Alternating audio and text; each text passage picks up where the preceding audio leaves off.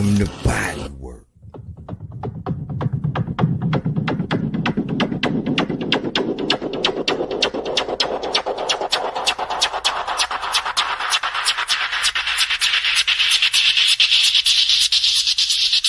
Please fasten your seatbelts.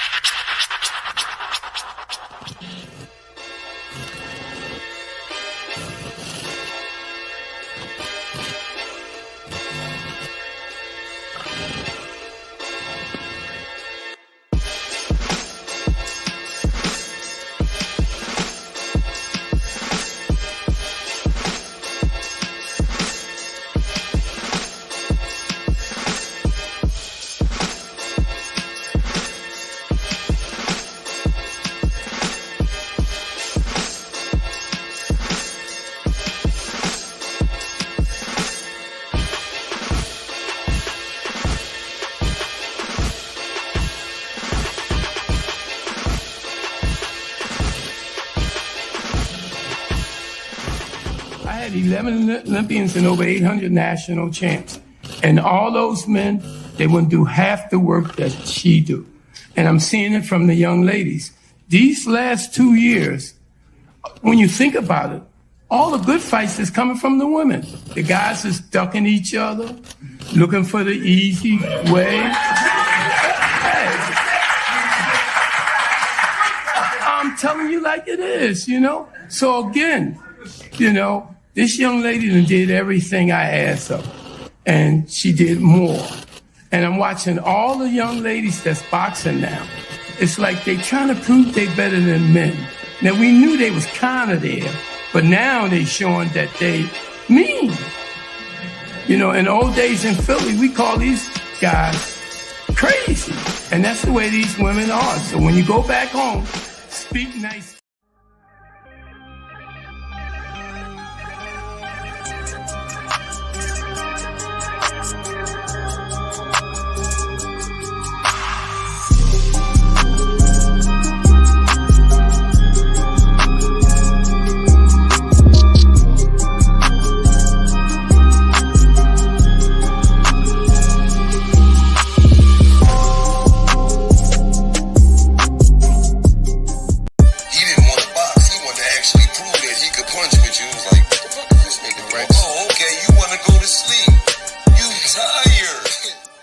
Welcome to Body Work.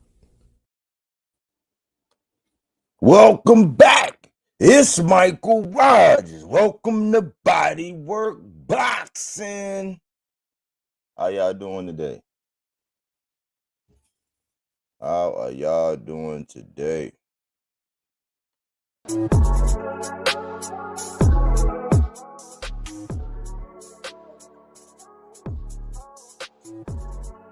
Just get some administrative things set up.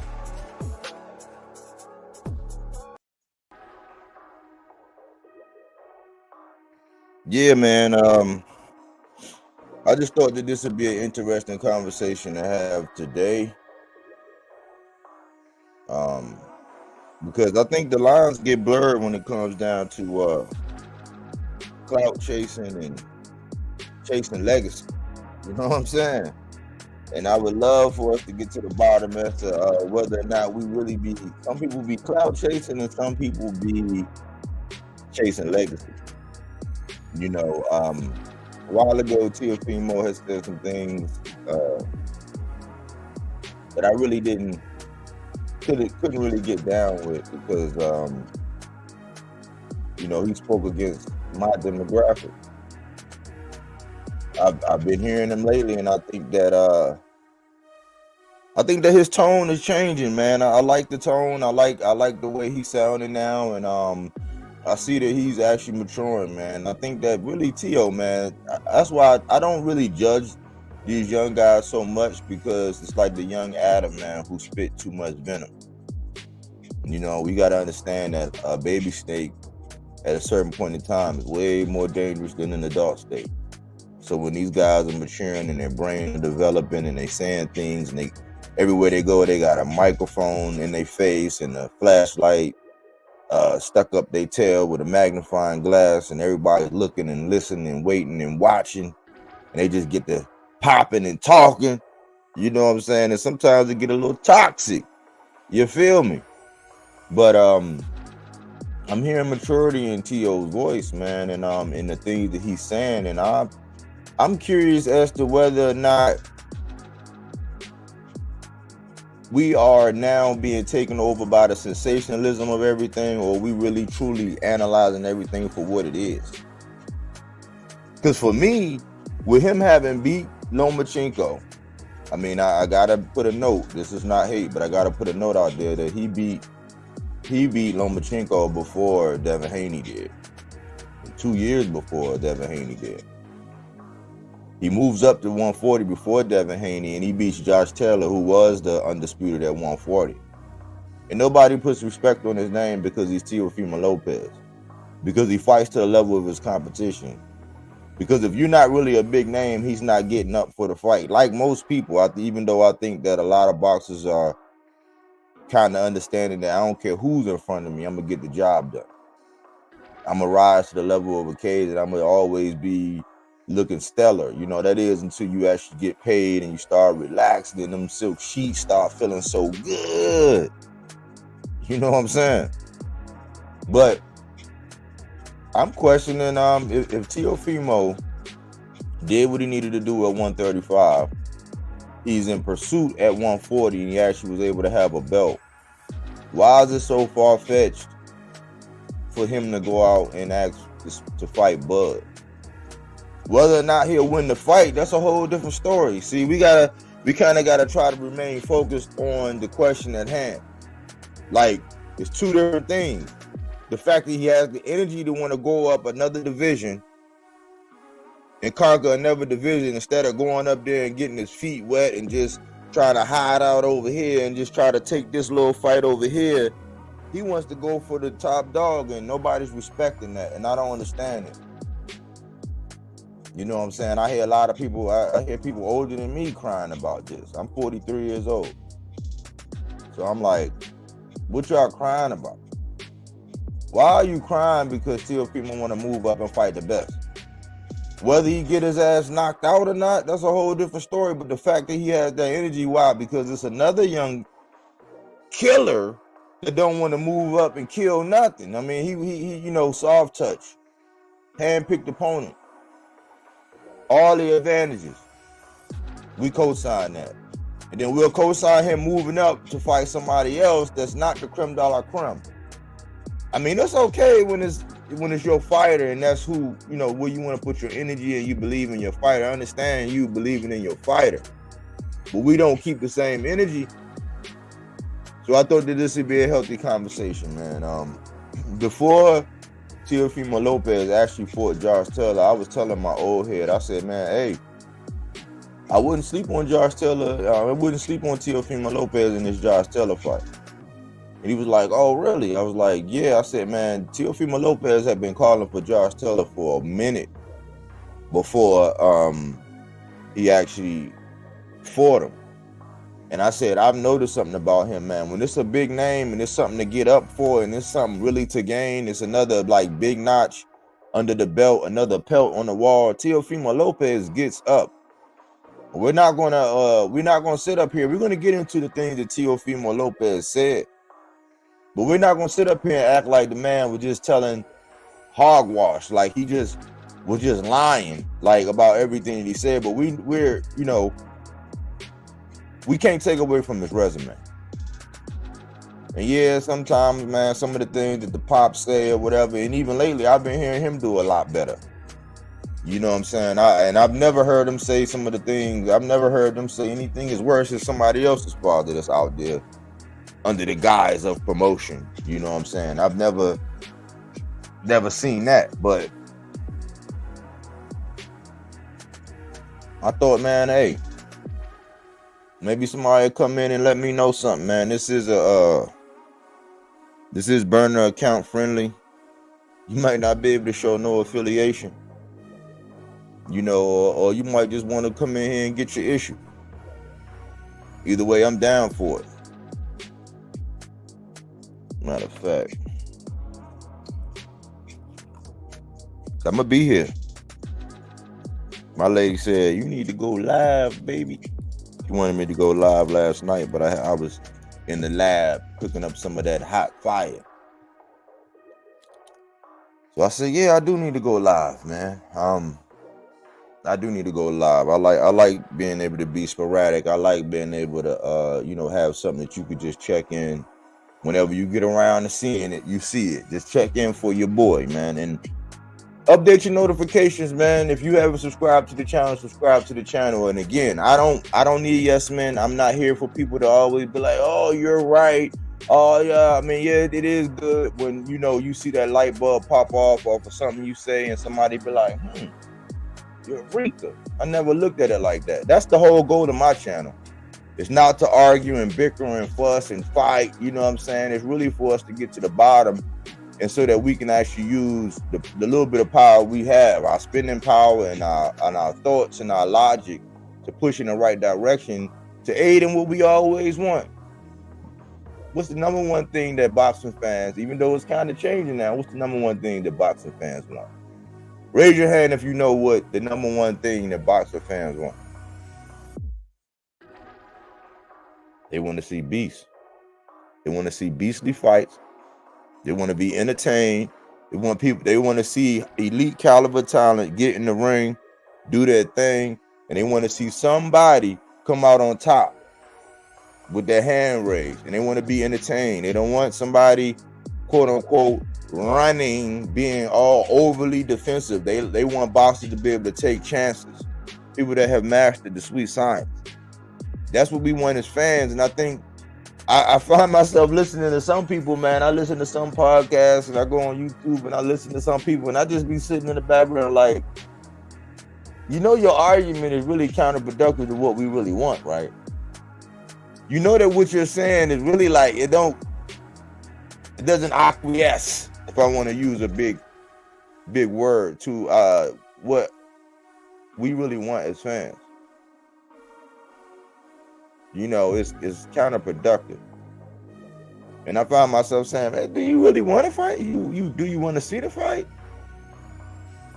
Then when people just be like, oh, I don't care, I just want, I'm like, well, have you considered this? It's like, it's a balance there.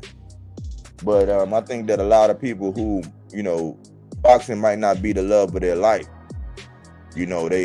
Boxing is like the side chick. A lot of people are infatuated with football, infatuated with basketball. Some people even in the Latin culture, a lot of them like to smack that ball with that bat, so they like that baseball. But they tap in with boxing because it might be a fight on every week, you know what I'm saying, every other weekend at least, but boxing is like their side chick. They don't get to see it all the time. You know what I'm saying? It's only when it's available, when it's on. Sign of the times, man.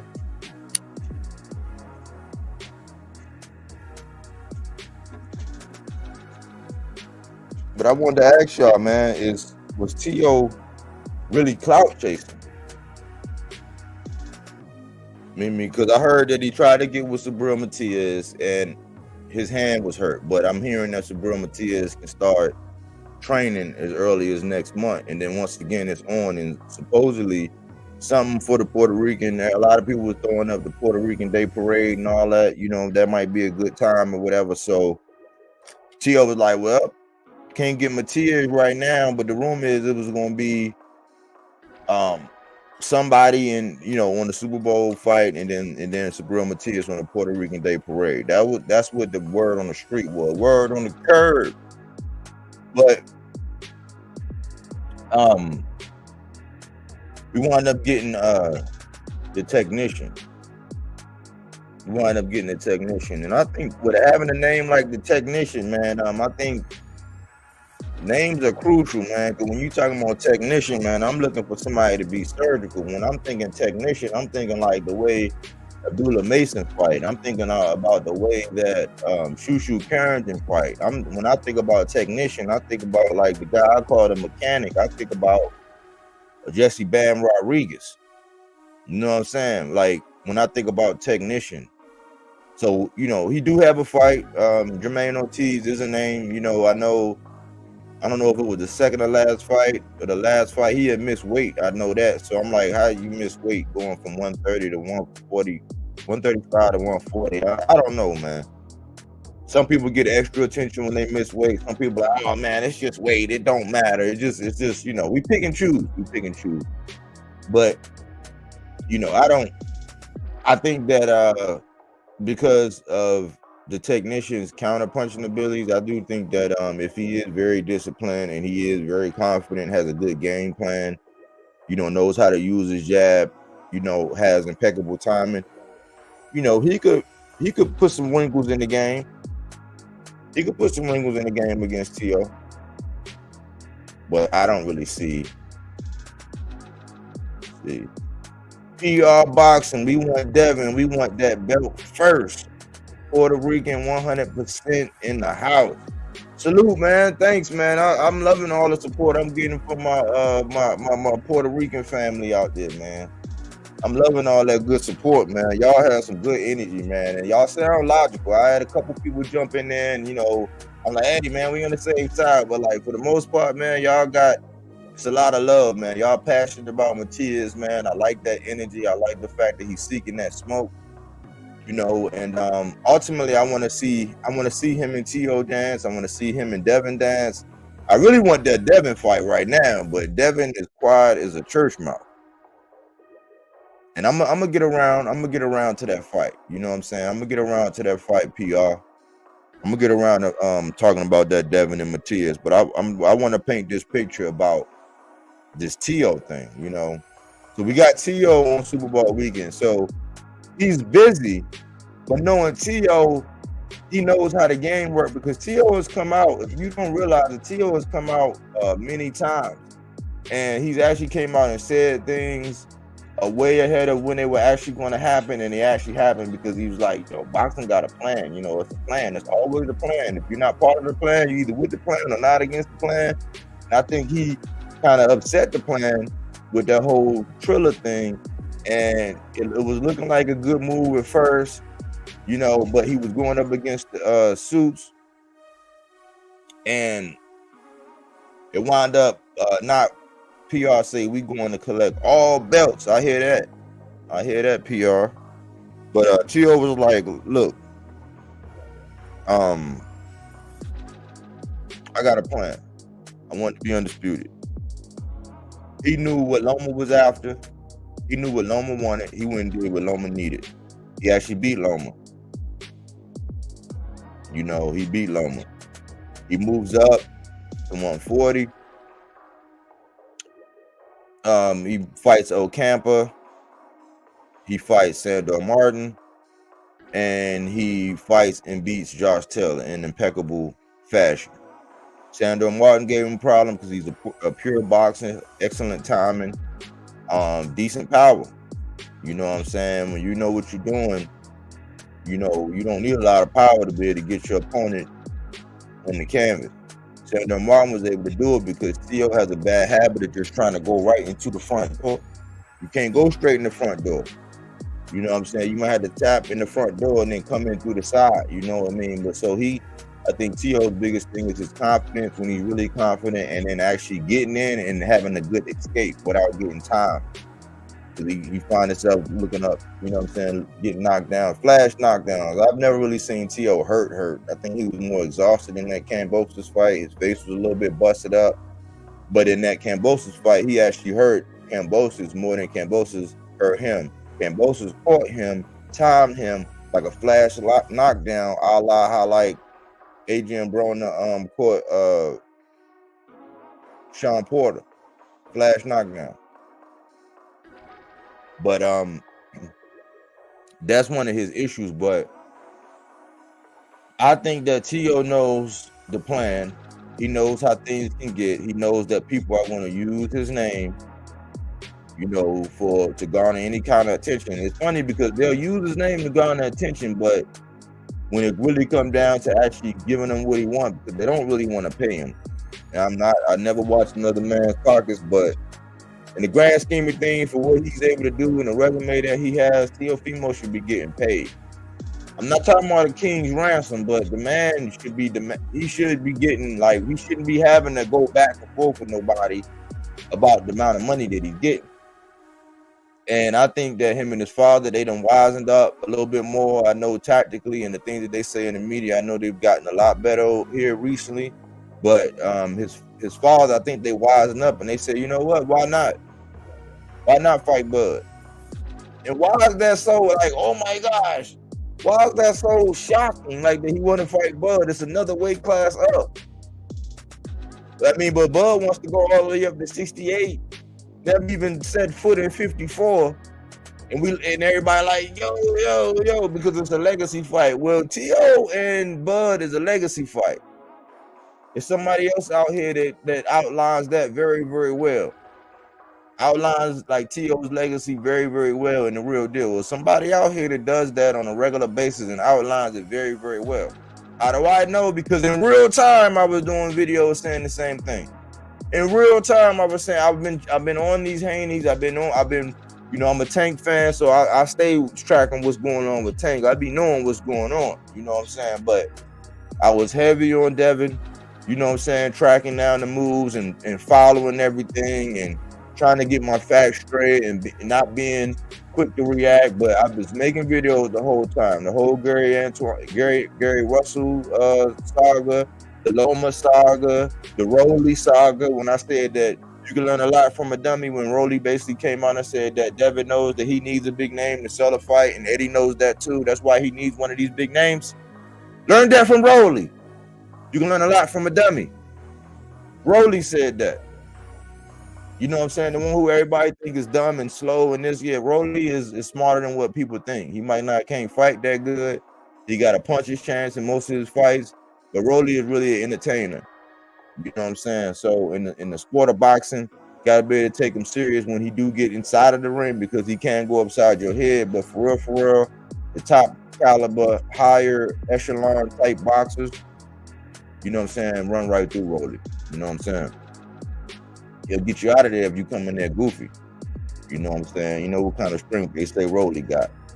Rolly got that helmet in the back of the bus type strength, they say.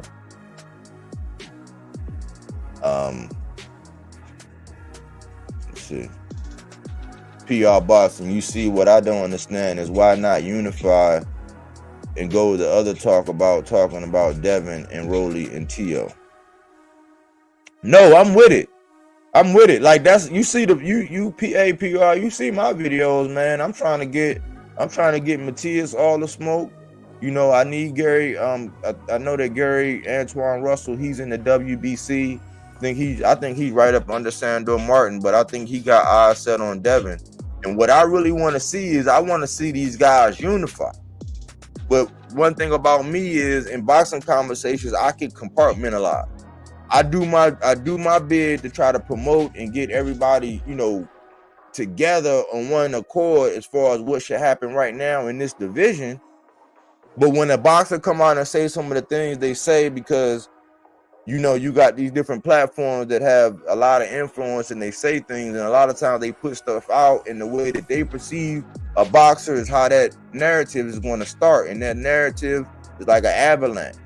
You know what I'm saying? It started, the legs start getting big, and the legs grow hair, and the hair got ticks, and next thing you know, you like, he never even said that.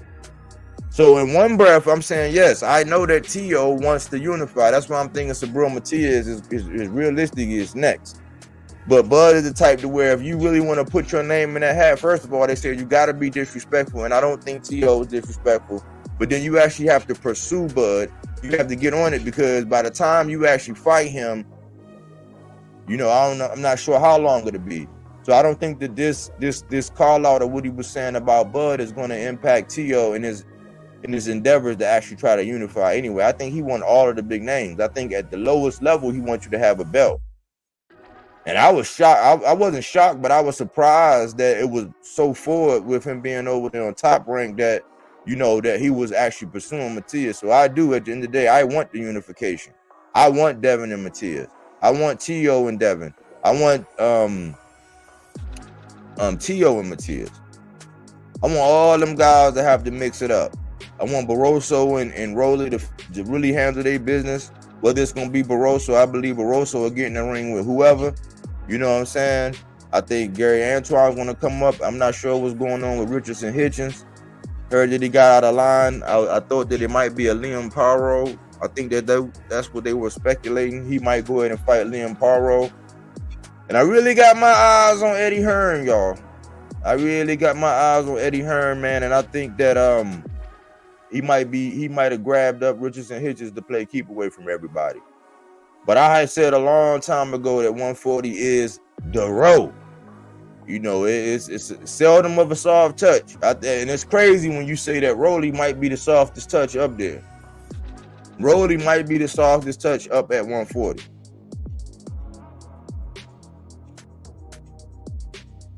Yeah, Rolly, man, because Rolly look, when Tank stopped him, in the manner he stopped him, you know what I'm saying? He stopped him and he had him on skates, you know what I'm saying? He didn't know where he was.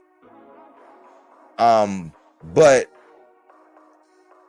if Matias get him out of there, it might be health. It might be critical. You know what I'm saying? It might be your health might be at risk. And then it's kind of hard to rebound and salvage your entertainment career unless you go straight into being a stunt double or just doing slapstick humor. You know what I'm saying? You know, everybody like that slapstick humor. You know, if you're gonna do something like that, you got a shot. But Rolly don't want that smoke, man. That's why he hiding under a rock, PR. You know that, man. The fact that the man got stopped by Tank in his next fight, he was able to fight for a belt at 140, let you know, man. Like, that's why I asked, do belts matter? They do, depending on who you are and how you got them.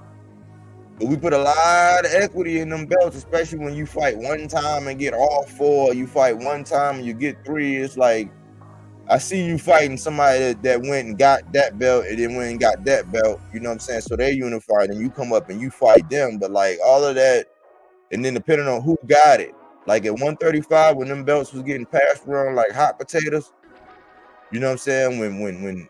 When Tio went and knocked out Comey and then he beat up Loma and then he got beat by Kambosos and then Kambosos got beat by Devin. It was like, who could you really pinpoint and say who was that guy? I know Devin came around and bookended with a Loma fight, but who was Loma at the time? Who was Loma at this time? He's a name. But we got to think, man, that was his third loss. It was already two other blueprints out there to beat him.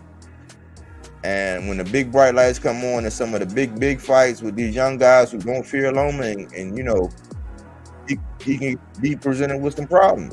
Some people even say some people might have had him losing to Jermaine Ortiz. But it's just like that, man. I think T.O.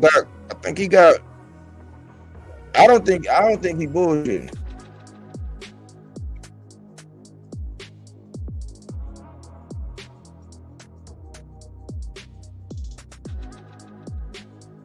Y'all say I would want Matias to get all the belts and then give Gary a chance too. I think that it's I'm not sure how soon. I'm thinking, man, maybe in the next 18 months, man. I see that fight happening maybe in the next 18 months. I know that I know Gary's in the WBC. He's pursuing the WBC route. But with Richardson Hitchens and Catterall getting out of line, after Matias gets all the belts. Oh, you want that to be like the final showdown. You want that to be the final hoorah. You know what I'm saying? You want that to be the final hoorah. I can see it, man. That's a tough fight, man. I mean, and for both parties, man, that's one of them fights to where when they sit down at the table, the money gotta be right. But those are some dangerous bad boys, you know what I'm saying? And they deserve every penny they get when that comes up. So I feel you. He said yes. Yep. I feel you, man, because that's a hard fight, man. That's a fight where, man, neither fighter after that fight, you know, unless they come in there and just lay down on their stomach, you know. Unless they come in and just lay down on their stomach, you know, that's gonna be a rough, rugged fight, man, for as long as it lasts, because with their styles, man, they like two hammerhead sharks, man. They gonna be going in there and going at it, you know. And I think that, man, Matias might make Gary Antoine pull some tools out of the toolbox. And you know, the Russell boys, man, they pride themselves on intellect, man. Intellect over athleticism is what they always say. And he said, man, when I go into a job, I only want to take in the tools necessary to complete the job. He said, so if I don't have to go in the tool bag, you know what I'm saying, then that says a lot. And he was talking about when he recently when he stopped Kent Clark, he basically said that his brother, Mr. Gary Russell Jr., was telling, hey man, the show business. And he was like, I think at the present time when he was saying it, I don't know if it was I don't know if it was registering in real time, but basically he was basically alluding to the fact that he could have, like, I ain't gonna say carried him, but since it's so big, showed some different aspects of the game. Like if you already know you got this guy out of, you can get him out of there. It's like, yeah, be cautious, don't start taunting and all that, but show off different aspects of your game. Show off your defense. You know what I'm saying? Don't show off that chin too much. You know what I'm saying? Because we all know how chins are, man. They good until they're bad. But yeah, I think that's a brutal fight, man. I think that's I don't know. I think if anything, the only reason why I was kind of pushing it here now. Only reason why I was kind of pushing it here now is because, man, nobody want to fight Matias, man. And then right now, well, for the last couple of years, people been saying Gary Antoine is high risk, low reward. You know what I'm saying? It's almost like they treat them almost like how they treat Boots, man. Them three guys, man, who I think I want to see all of them, that trio, Boots, Matias, and Gary Russell. I want to see all three of them in the mix. Eventually, that's the trio that I want to see mix it up. You know, and depending on Richardson keep going down the route that he is going, eventually he'll come in. I just don't understand that latest move, man. I really don't, man. That I was disappointed with that, but I know Hitch got a plan. You know what I'm saying? I'll wait and see some interviews and see what he got going on. Yes, but they won't do that. They fighters. Yeah. But yeah, I look forward to it. But I wanna kind of get into this I want to get into this thing that I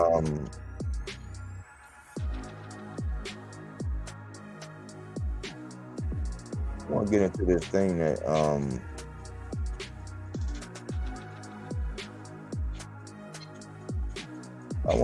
this thing that Tio said.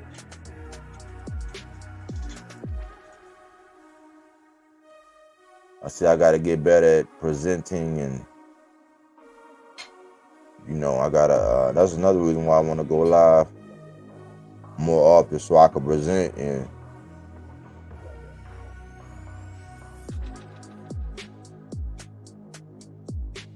get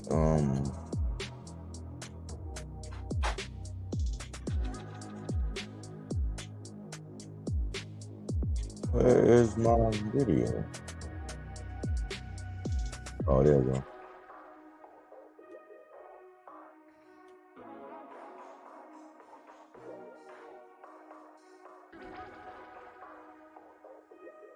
Oh, I know what I gotta do. If it's not a video, I gotta put it in an audio format.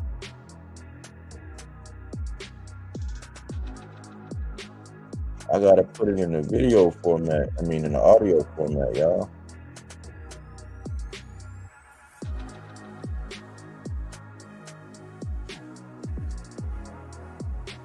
I gotta put it the way that y'all can hear it, because I can't present it.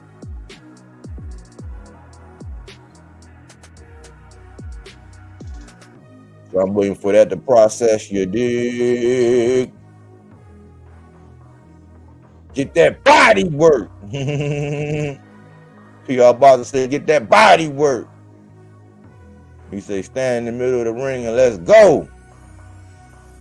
Not like Mayweather. That's my way of fighting, old school. Yeah, man.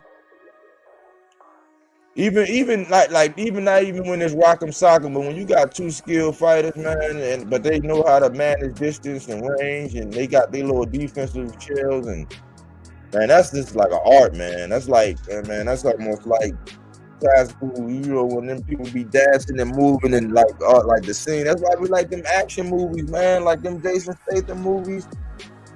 It's this one movie called The Raid. It's the Asian movie, man. One of the best movies as far as choreography, man. That's what we be wanting to see with these boys when they get in the ring, man. Man, PR about to stay true. That's what we want to see, man. We want to see them sequences. We don't want to just see you stand there, let somebody hit you in the head, then you hit them in the head, and they hit you in the stomach, then you hit them in the stomach. No, we want to see that sequence when you dip and roll and hit that body shot, my man. Pivot out, hit you with the jab, catch you with that counter coming in, that check hook coming in. When you get off the ropes and you on the ropes and then they on the ropes, that's what we want to see. You know me, I like that body work, man. That's science, man. When I learned the science, man, when I learned that somebody get hit in the liver, that signal come all the way up, it travel all the way up to the brain. And that brain say, damn, we got hit with some shit. Then it send a signal all the way back down to the leg to say get down. And it's a delay. And I learned when that chain goes from here to like there in like 1/100th of a millisecond, like a yank yank, it's in a quick signal to the brain. It's like, oh shit, we got hit with some shit. Legs, get down. You can't stop it. It's excruciating. You know what I'm saying? You get hit in that stomach, man. You get hit in the right spot in that liver shot or in the solar plexus, man, it's debilitating, man. And the more you target that trunk of that body, how it depletes the legs, and you can't even lift your legs up. That's why when people go down, they be sitting there and they be in excruciating pain. They be like, and they can't get up. It's just like that gotta go away before their legs can even function to stand up. It's a sweet science. I said, dang. Every fight I saw, man, most of the fights that you see, you don't never see nobody stealing somebody off the top in the stomach. You see somebody getting punched in the face, in the side of the head, like when somebody getting ready to fight. You don't ever see nobody just haul off and just hit somebody with an uppercut to the stomach, you know what I'm saying, off the top. That would be a real game changer. That's why I like that body work. I want to play this for y'all, man. So let me pause this and let me play this.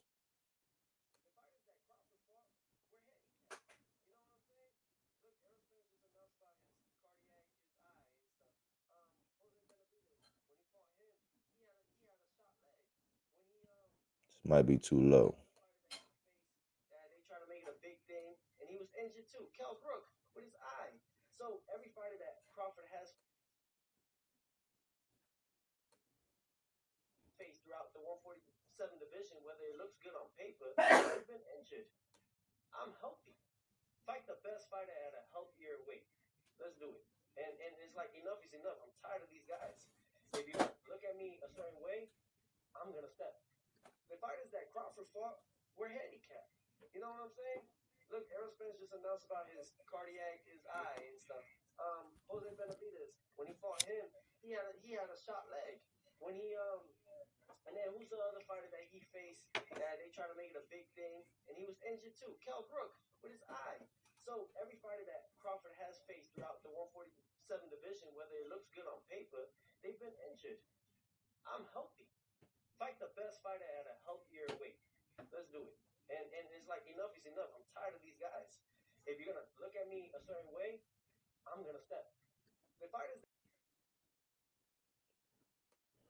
What did he say that wasn't true?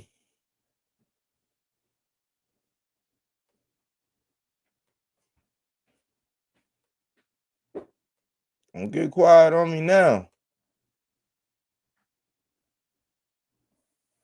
Do not get quiet on me now.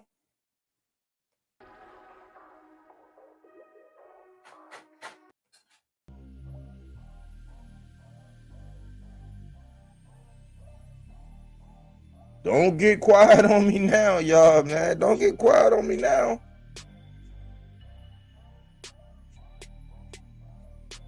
So are people more offended that he actually told the truth? Come on now. Are we offended that Teofimo Lopez actually told the truth, or you offended because it's coming from Teofimo Lopez and you don't put him on Bud's level? Which one is it? I'm like DMX, somebody let me know. I got all day.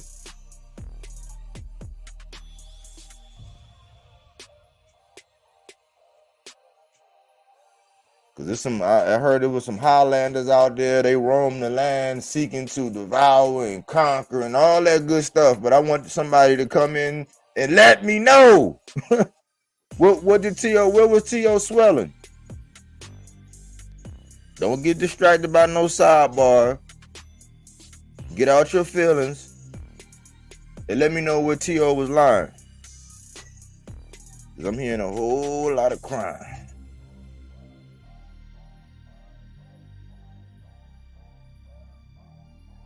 So let me know what was he lying about?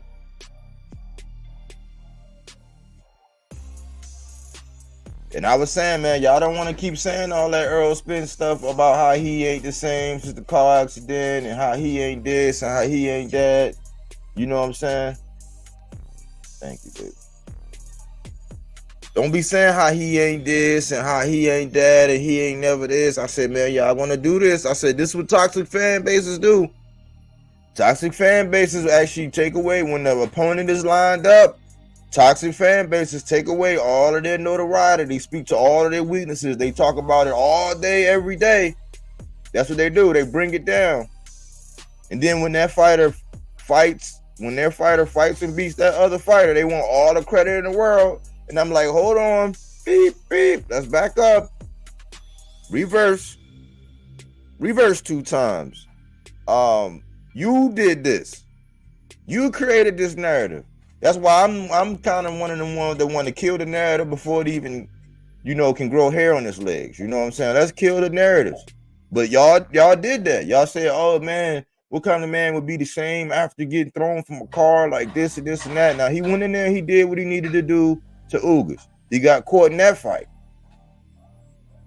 He went in there and he put paws all on Danny.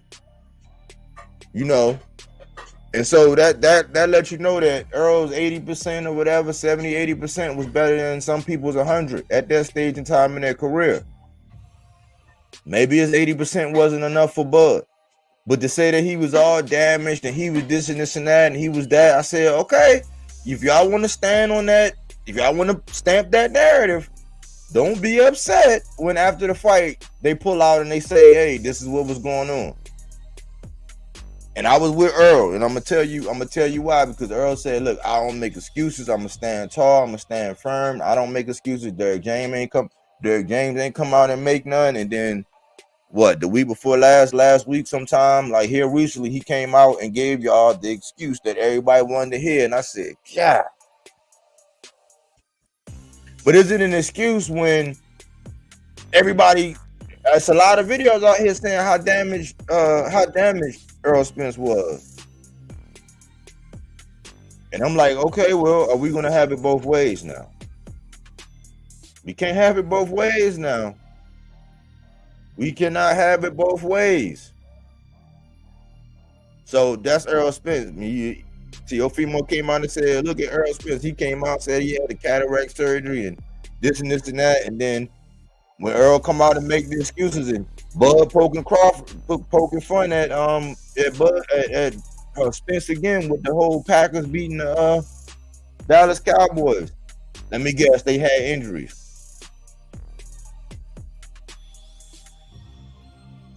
Are we mad at the truth? Or we mad that, because I don't understand. Bud got the victory. He's getting all of the credit. That catapulted him above Canelo Alvarez in many people's eyes. that win over Errol Spence, to where we can't even ask him to fight anybody without facing backlash, without saying, "Oh, you're a hater." It's like, what kind of, we got boxing fans telling other boxing fans that we can't ask Bud to fight anybody that we want without being called a hater. No, you can't have it both ways.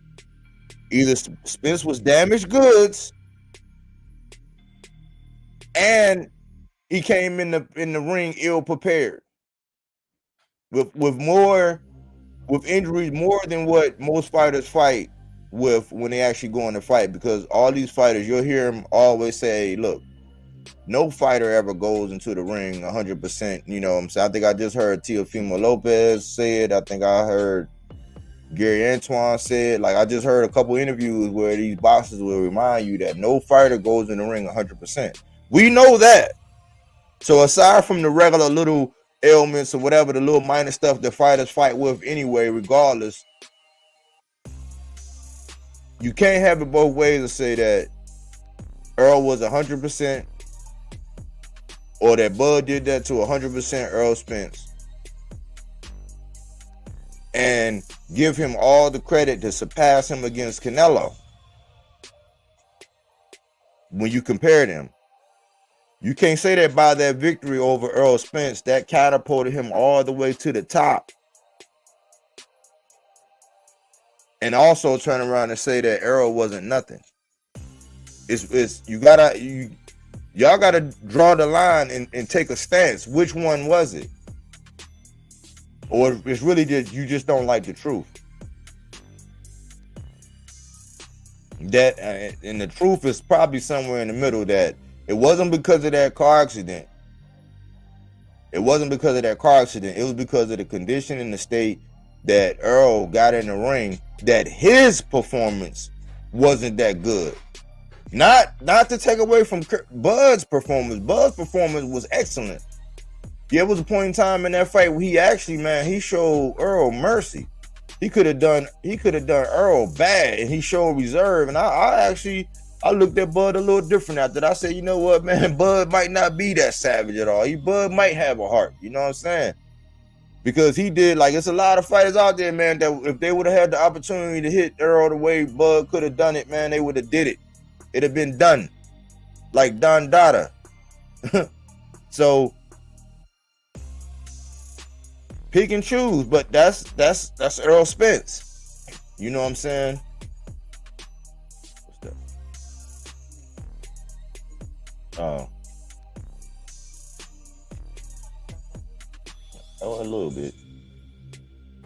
But that's Earl Spence. Let's go to Sean Porter.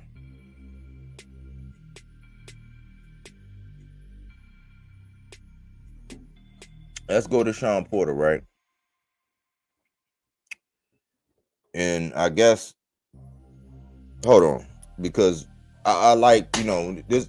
I like for a place where somebody can come and actually get answers, man. You might not like this, but I like where a person can come and get some answers here. And I'm gonna pull up something, man, because I'll be tracking stuff in real time, and when I get information, I put it out there.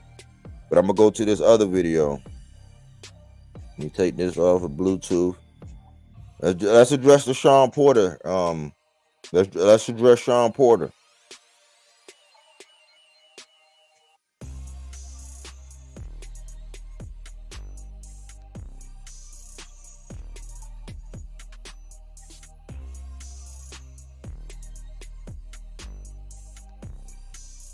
And I was proud of Sean Porter. I was proud of Kenny Porter when this finally came out, because this is what a lot of Errol Spence fans were saying, and this is the reason why Errol Spence got mad and walked out of that fight that night when he actually fought Sean Porter.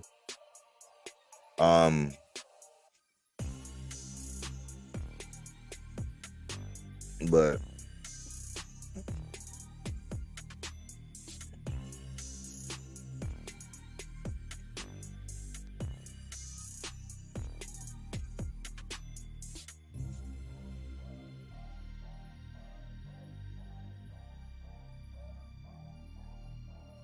I'm just trying to get in the lab and do this work, man.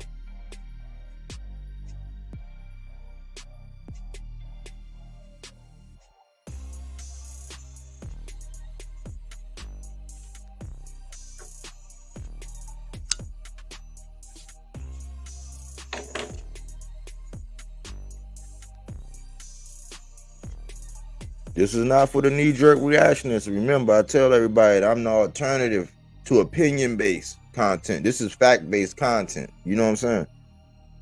Sometimes it take a little time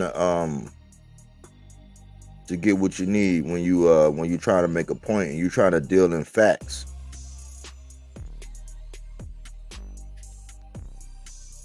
So we're gonna address this Sean Porter. We address Errol Spence, and y'all got a decision to make on Errol Spence, because you can't have it both ways. And now we on the Sean Porter.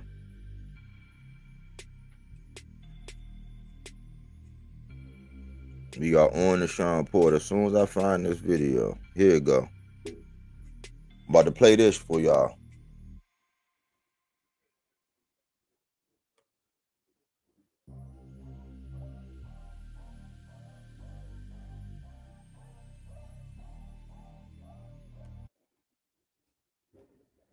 Listen to this, y'all.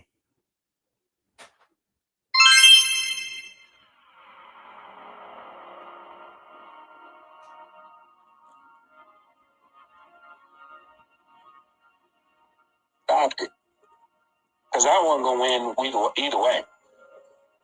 No, for sure. I understand. And I'm not trying to take away from your thoughts on it. You're saying you felt like I owed you 70, and I'm saying, you know what? If you had called me before that fight, and you had said, should I be watching it? Should I pay my 70? I'd say, yeah, but don't bet. No, what I meant 70 is the pay-per-view. But I know.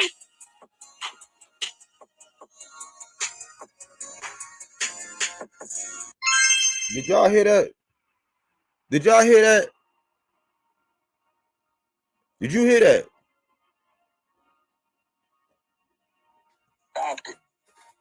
Because I wasn't gonna win either way. No, for sure. I understand. And I'm not trying to take away from your thoughts on it. You're saying you felt like I owed you 70, and I'm saying, you know what? If you had called me before that fight, and you had said, should I be watching it? Should I pay my 70? I'd say, yeah, but don't bet. No, when I meant 70. So are y'all mad? Is it the truth? Because the truth be hurting, right?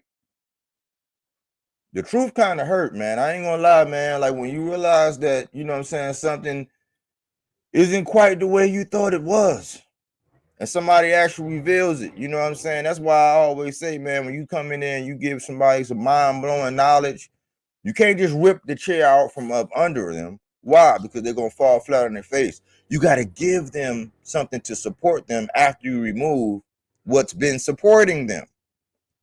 And I don't think you understand the implications of what I just played. But this was way after the fact, and this is all people were saying. But yet people want to argue with fans over this kind of stuff. This is the interview on Broadway Joel channel when Kenny Porter came out, and I respect his honesty because we never saw the Porters in that light. We never saw the Porters in that light or whatever, but that version of Sean Porter that we got, Sean Porter was the one that came on and said that was the first time in training camp that he told his father for the first time that I'm not doing this and I'm not doing that. Kenny Porter even goes on to talk about how they had already talked about if this happened and that happened, he was going to throw in the towel. And a lot of people say that it was a big grudge between them two and they stopped talking and all that. That's not what I hope that, I know that they're good. I know they're good and everything, but the drama aspect of it is not what I'm harping on. The whole thing of why this is important is because Kenny was looking at Sean like, look, man, this dude is not training the way he's supposed to be training.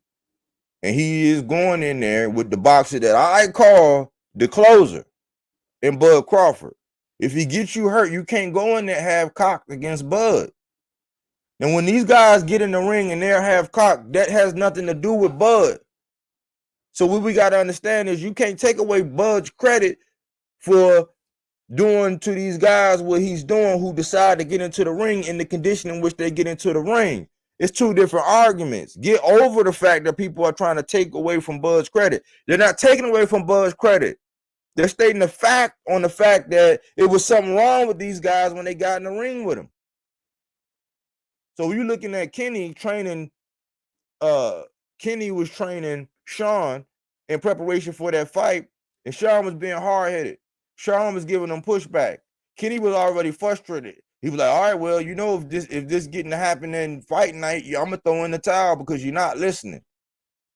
And that's a little bit of father-son, but that's also a lot of bit of trainer and fighter type conversation. Like, look, if you ain't listening and somebody about to beat your brains in, Bud is fully capable of leaving somebody brain dead. If you get in there and you playing around, I see what's going on, I'm gonna throw that towel in.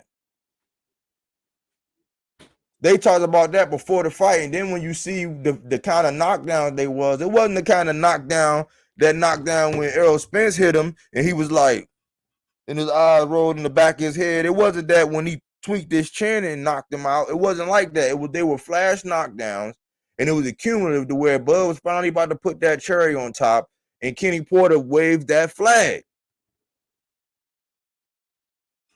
Because Sean wasn't training. So let me play this again, and now you have context around why this is important that Kenny said this. Now, I made this 11 months ago. This is from February the 2nd of last year when I actually made this video when this interview actually came out. I'm gonna play it again.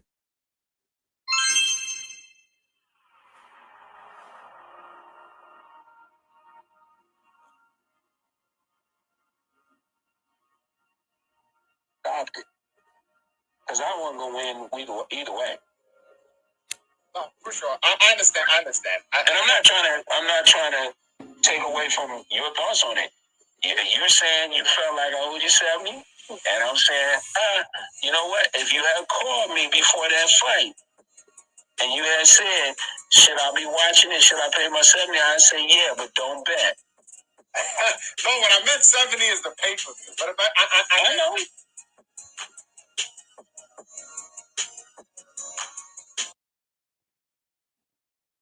I'd have told you buy the fight, but don't bet. What did that mean? What did that mean? That same dog that Earl Spence got in Sean Porter, and the fact that it might have been a little bit of jealousy because Kenny and Earl, they had a good relationship. He trained him. He was part of his tutelage when he was coming up in the amateurs and all that. He actually had hands on, and they had a good relationship. It was a little bit of jealousy there. And when Sean finally fought Earl, you got a dog in Sean Porter. I was talking cash money before that Sean Porter and Earl Spence fight. And Sean Porter made me shut up because Sean Porter gave Earl every bit of what he wanted. Like, Earl had to earn that fight. Yeah, I think he won handily. I don't really think that it was a jeopardy of him losing for real. But you get a lot of fans that would say, oh, man, that fight was very close. That fight was, man, yeah, it was a draw. Some people even go to the extreme to say that without the knockdown, Sean Porter could have beat Earl. That's just what people say. That's not how I personally believe, but this is the pulse, so I got to actually talk about what people say as well. And that's what people were saying. So that's Sean Porter. That's Sean Porter. I mean, let's talk about Kell Brook. He said, who was that other fighter? That's Kell Brook. Now, you got to realize, Earl Spence went over there to his country, and that was the first belt that he got, but nobody really wanted to fight Earl at that point in time. You got to think, Tim Bradley retired. Keith Thurman was running around acting like he didn't want to fight. Nobody would give Earl a shot. Earl went over there and beat up Kell Brook. Yes, it was after the Triple G fight.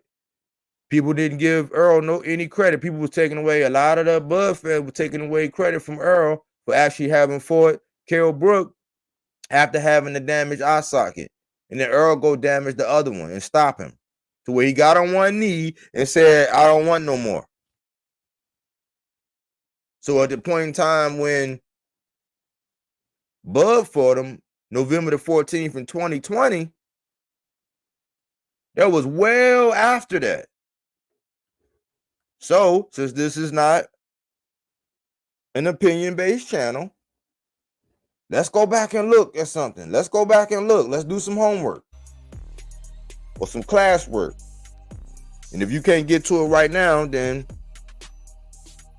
maybe you can get to it when you get off of here. But we're gonna go to Kell Brook. Let's go to Kell Brook and let's actually look at what was going on.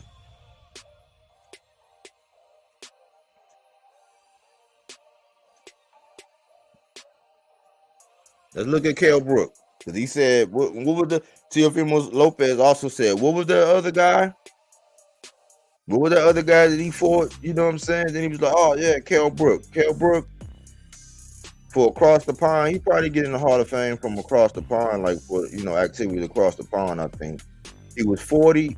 Kell Brook was 40-3 with 28 knockouts. And he lost 3. But let's look at this.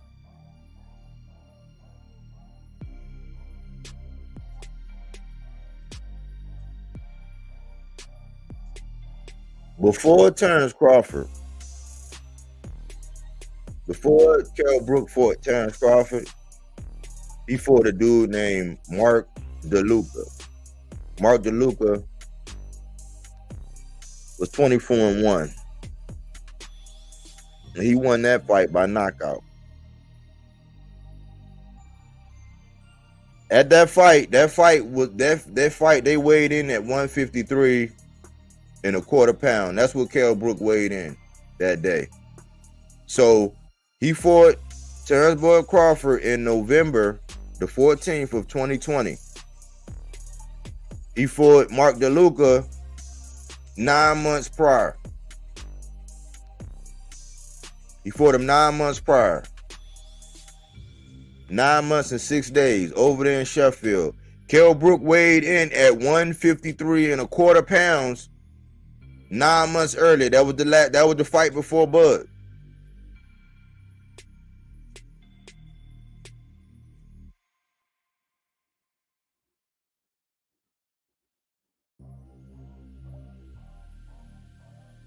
That was the fight before Bud.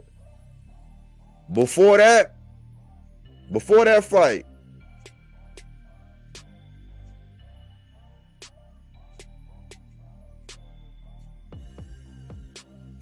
this is so crazy, y'all. Before the Max DeLuca fight in February 8th of 2020, for all my historians, February 8th, 2020, he fought a guy named Michael Zarafa. Michael Zarafa was 25-2. He won that fight by unanimous decision. Well. When do y'all think that fight took place? Kell Brook, that fight took place on 12/8 of 2018.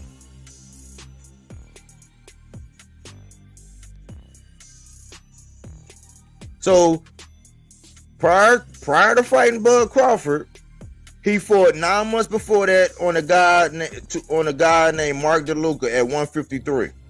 He weighed in at 153. Before that, he fought on December the 8th of 2018. So he fought on December the 8th, 2018, then fought again on February the 8th, 2020, and then 9 months later, he fought Bud. Well, what did he weigh when he actually fought this guy, Mike Zarafa? Kell Brook weighed in at 150 pounds. Okay. That don't make no sense? Okay. All right. So, before that, before the December fight, he fought in March. So from March to December, another 9 months before that, he fought Sergey Rabchenko. He fought him on March the 3rd of 2018. Guess how much Kell Brook weighed? 153 pounds.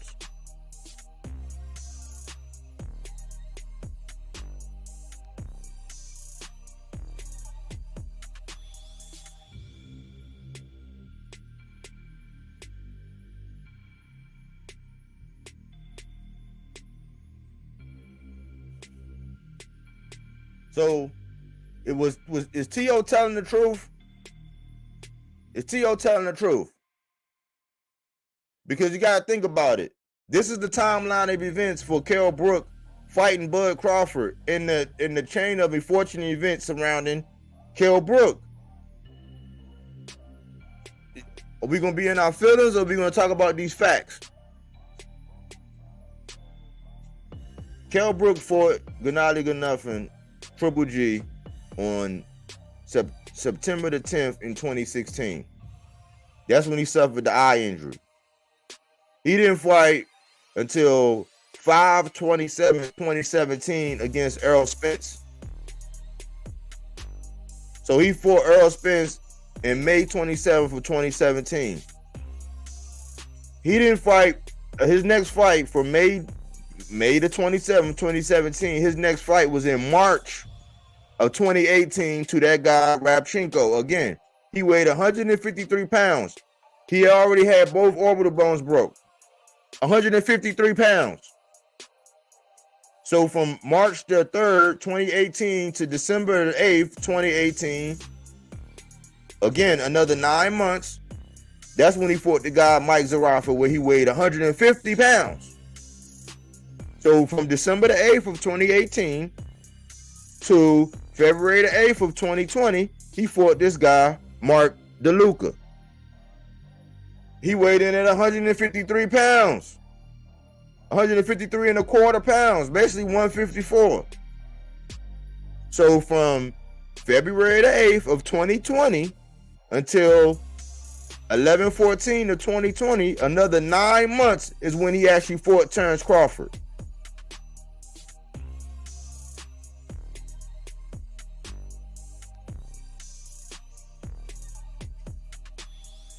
So, to make this all make sense, when he fought Errol Spence, he came in weighing 146 and a half pounds. That was in May. That was May 27th of 2017. May 27th of 2017. He had 3 fights in between him and Terrence Crawford, but that was from May all the way until November. So we're talking 3.5 years. So it had been 3.5 years before Kell Brook had even made 147.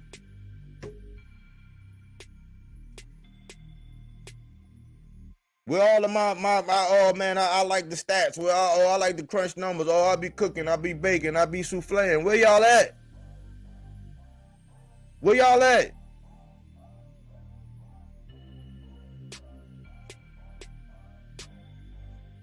We ain't even get on Amir Khan. Teofimo ain't even mentioned Amir Khan. We ain't even mentioned Amir Khan.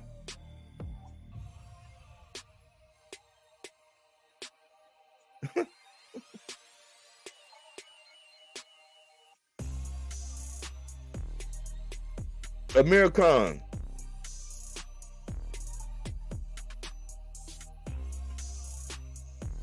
Amir Khan, man, 34-6, 21 knockouts. He got knocked out 5 times out of them 6 losses. Amir Khan, before fighting Amir Khan hadn't fought since he fought Bud on 4/20, 2019. He fought Bud on 4/20, 2019. Before that fight, he fought Samuel Vargas on 9/8 of 2018. Before that fight, he won that fight. Before that fight, he fought on 4/21 of 2018. Phil LaGreco. Before that fight in 2016, he fought Saul Canelo Alvarez. He got knocked out. He had already got knocked out by Canelo Alvarez. He got knocked out by Canelo Alvarez on May the 7th of 2016. But guess what? Y'all see this? Danny Garcia on 7/14/2012 knocked Amir Khan out too. He already got knocked out. And he lost before that to Lamont Peterson. So from 7-14 to 2012 to 2019, Danny Garcia knocked out Amir Khan 7 years before. Canelo Alvarez knocked out Amir Khan 3 years before. But he chose Khan for his pay-per-view. And you see Khan didn't even want to fight because as soon as he got hit in the jewels, he really didn't get hit in the jewels. He got hit in the thigh. He started crying like a little baby and he let him out the fight. Is it still fact over feelings, y'all? Is it still fact over feelings, y'all?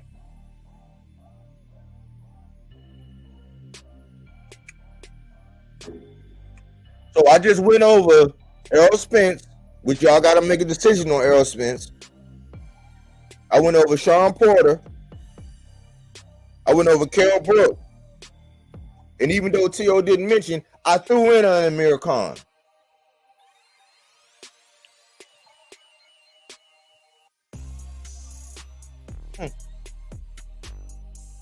Yeah, I knew this wasn't going to get that much attention. But, hey, somebody got to document this stuff. Somebody got to come out here because a lot of people have a lot of strong opinions, and they only look at it because they want to sit around and circle jerk a fighter. They want to sit around and just sing all his one fighters, all his praises and all his glory. And, yeah, man, I don't know why they want to disrespect. It's like there is no disrespect.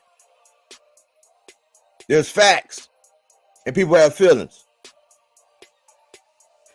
That's all it is.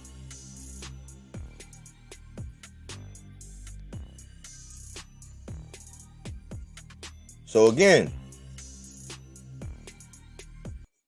I'm going to pause this, and I'm going to play what Teofimo said again.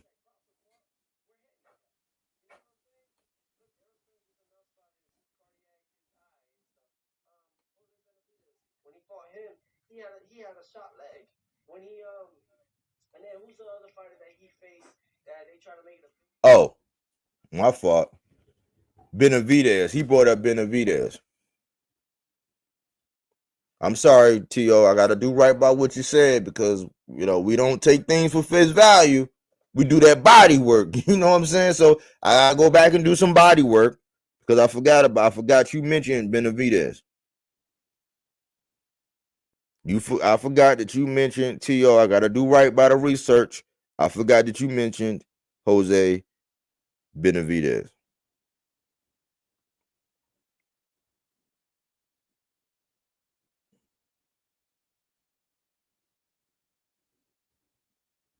I forgot you mentioned Jose Benavidez.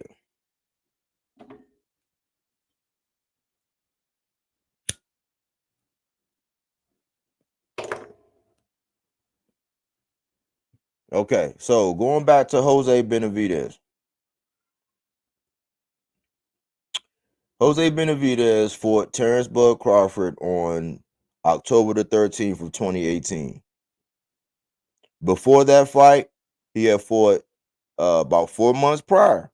He got a knockout. He weighed in at 146.5 pounds. Before that fight, it was another 4 months. He fought Matthew Strode. He weighed in at 148 pounds. Before that, he hadn't fought since July of 2016. So it was a big gap between July of 2016 and 2018. You know, and up until that point, Jose Benavidez was a killer, a real killer. I think he got his debut here at on 2010. He got a TKO, another TKO, another TKO, another TKO, another TKO, another KO, a KO, a TKO, a TKO. Unanimous decision against Fernando Rodriguez. Another TKO against James Hope. A TKO against Corey Arlecon. another KO against Dedrick Bell, a unanimous decision against Samuel Santana, a unanimous decision against Josh Sosa, and Javier Aloya, another TKO. And then Pavel Miranda, unanimous decision. TKO, unanimous decision, unanimous decision. TKO, unanimous decision. TKO, unanimous decision. He was the man.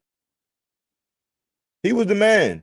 He was on a tear. He was making a tear. He was that guy. He was one of them guys coming up. And that was let's see, this fight was in this was January when he had this big gap. It was July the 23rd of 2016 when he had this gap. So let's just look. Let's just look at something.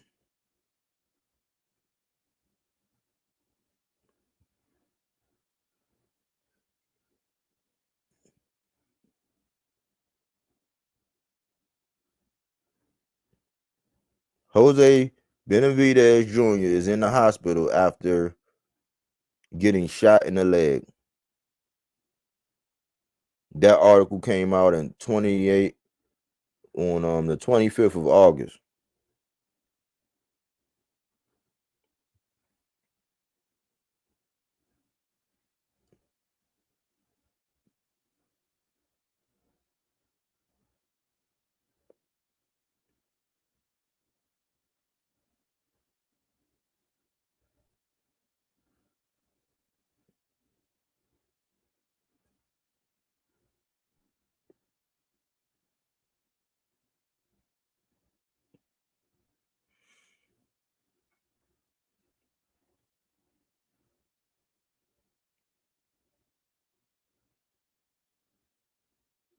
There was some discussion before the incident of putting him on the November 5th undercard headlined by Manny Pacquiao. Benavidez won a secondary junior welterweight title in a controversial win against veteran Mauricio Herrera in 2014 and defended it twice before moving up to welterweight.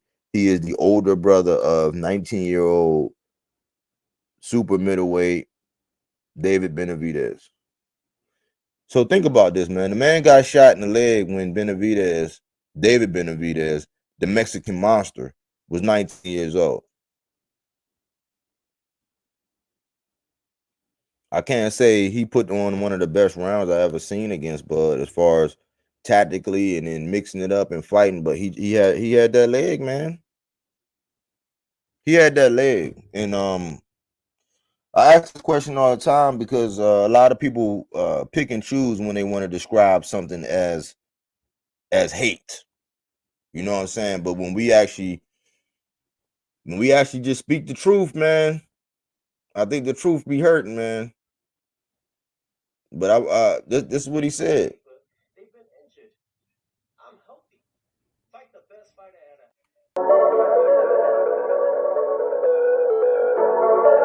The fighters that Crawford fought were handicapped. You know what I'm saying? Look, Errol Spence just announced about his cardiac, his eye and stuff. Jose Benavidez, when he fought him, he had a shot leg. When he and then who's the other fighter that he faced that they try to make it a big thing, and he was injured too? Kell Brook with his eye. So every fighter that Crawford has faced throughout the 147 division, whether it looks good on paper, they've been injured. I'm healthy. Fight the best fighter at a healthier weight. Let's do it. And it's like enough is enough. I'm tired of these guys. If you're gonna look at me a certain way, I'm gonna step. The fighters that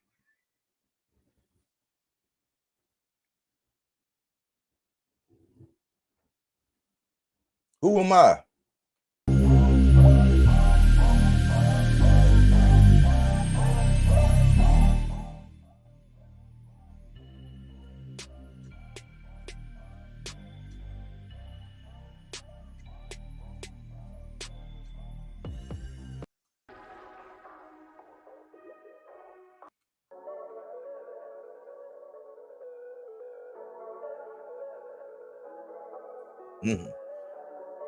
Somebody gonna come on here and tell me something, man?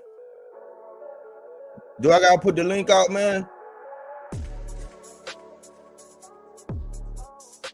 Do I gotta put the link out?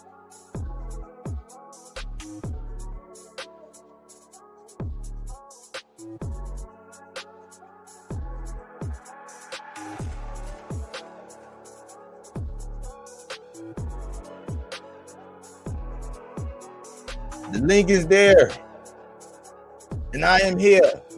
We are burner account friendly, by the way. So if you don't want any association, you don't want people to know who you are, grab your burner account and come on in. Come on in.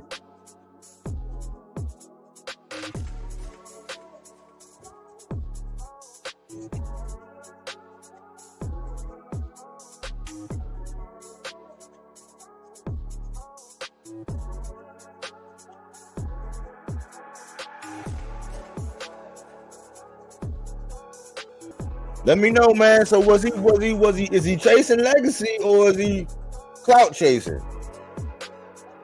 Because if I can't find any fault in anything that he said, man.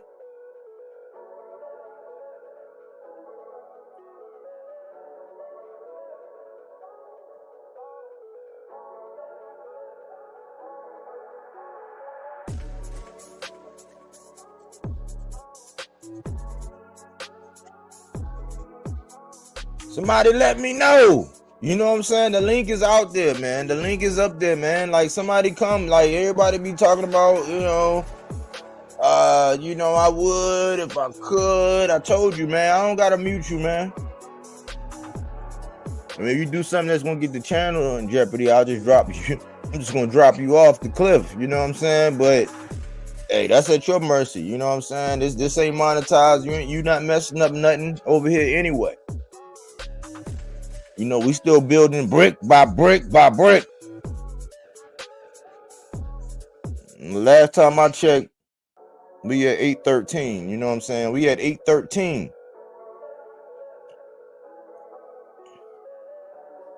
We at 813, man. This is like we like the soldiers from 300, man. We can't take everybody, man.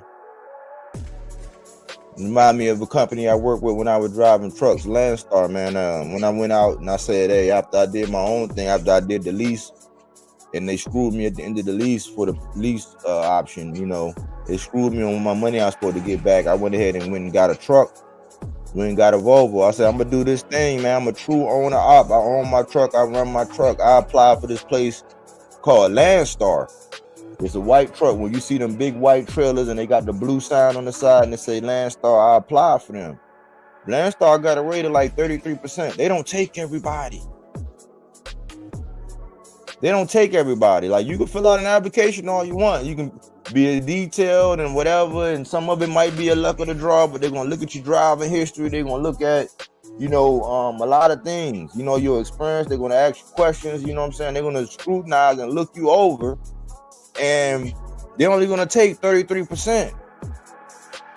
With a niche market of a channel that I have, because we don't take things for face value. You can't just put a spoon in our back. You can't put a battery in our back. We're going to challenge everything that's out there. We're going to use reason. Sometimes we might handle somebody with kid gloves because they don't know no better. We're not going to be belligerent out here talking about your mother and cutting you off and muting you and all that. You know what I'm saying? We do body work. I'm not looking for 100% of everybody. I don't want everybody to click and subscribe. Not everybody.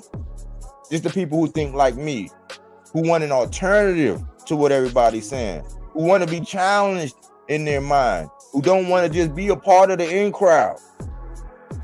You rocking with me, you found a home. And I appreciate each and every person out there that want to take time out to actually say what's up, to actually shout me out, to actually, just say, because you don't know how hard it is, like, to actually make content. It's a brutal sport like boxing, where these dudes get hit in the head for a living, and that's their check, you know what I'm saying? And what we say, and if we're popular enough, we can get a snowball to actually get these guys out of the business or paint them in a bad light. I don't do none of that. I stick to the facts. You know what I'm saying? I talk this boxing talk like I got a job I got to get up and go to. You know what I'm saying? I don't need no problems out there in the streets. You know what I'm saying? Somebody coming up to me talking about, nah. That's why I walk circumspectly. You know what I'm saying? I challenge myself to hold myself to a higher standard and be responsible when I talk about these boxing. Now I'm gonna call it out. I do have some sarcasm. Every now and again I vent. But I just want to see the sport grow. That's all it is. And Andre Smith, salute, man. Salute body work. Thanks, man. You know we do that body work over here, man. You know, and we don't do yes men over here. A lot of people want to call a congregation. They want you to come in and pay your tithes and your offerings. And the minute you say, because it's not a matter, listen to me. It's not a matter of if. It's always a matter of when. But when you in there and you sending your super chats and you say, oh man, you cooking, man, you on fire, they gonna be like, oh man, shout out the body work boxing, yeah, blah, blah, blah. The minute you say, hold on now, Wilder said he ain't want to train. Wilder said he ain't want to run. The agreement between AJ and Wilder was we both win ours, we gonna dance next, and you lost. People can't handle that. You know what I'm saying?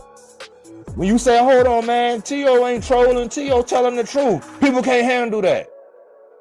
And then when you show them, they don't show up. So I'm here for all of the smoke. I'll be your huckleberry. I will be your huckleberry.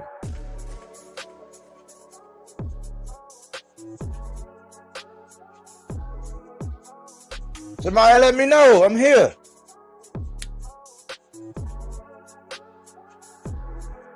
The link is pinned.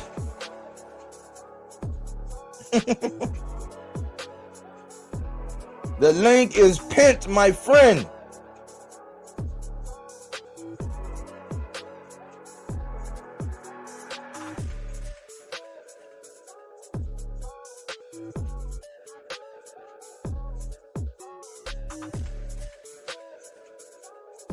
Somebody gonna come up, man. Somebody gonna pop up. Somebody gonna come in, man, and set me straight, man. Give me some straightening.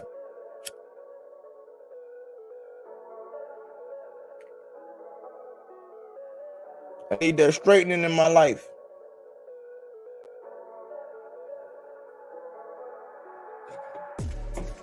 Any other time y'all be in the mess hall with your chest out. You know what I'm saying? I'm trying to tell y'all it's a new sheriff in town, man. Trying to tell y'all it's a new sheriff in town, man. I'm coming, man.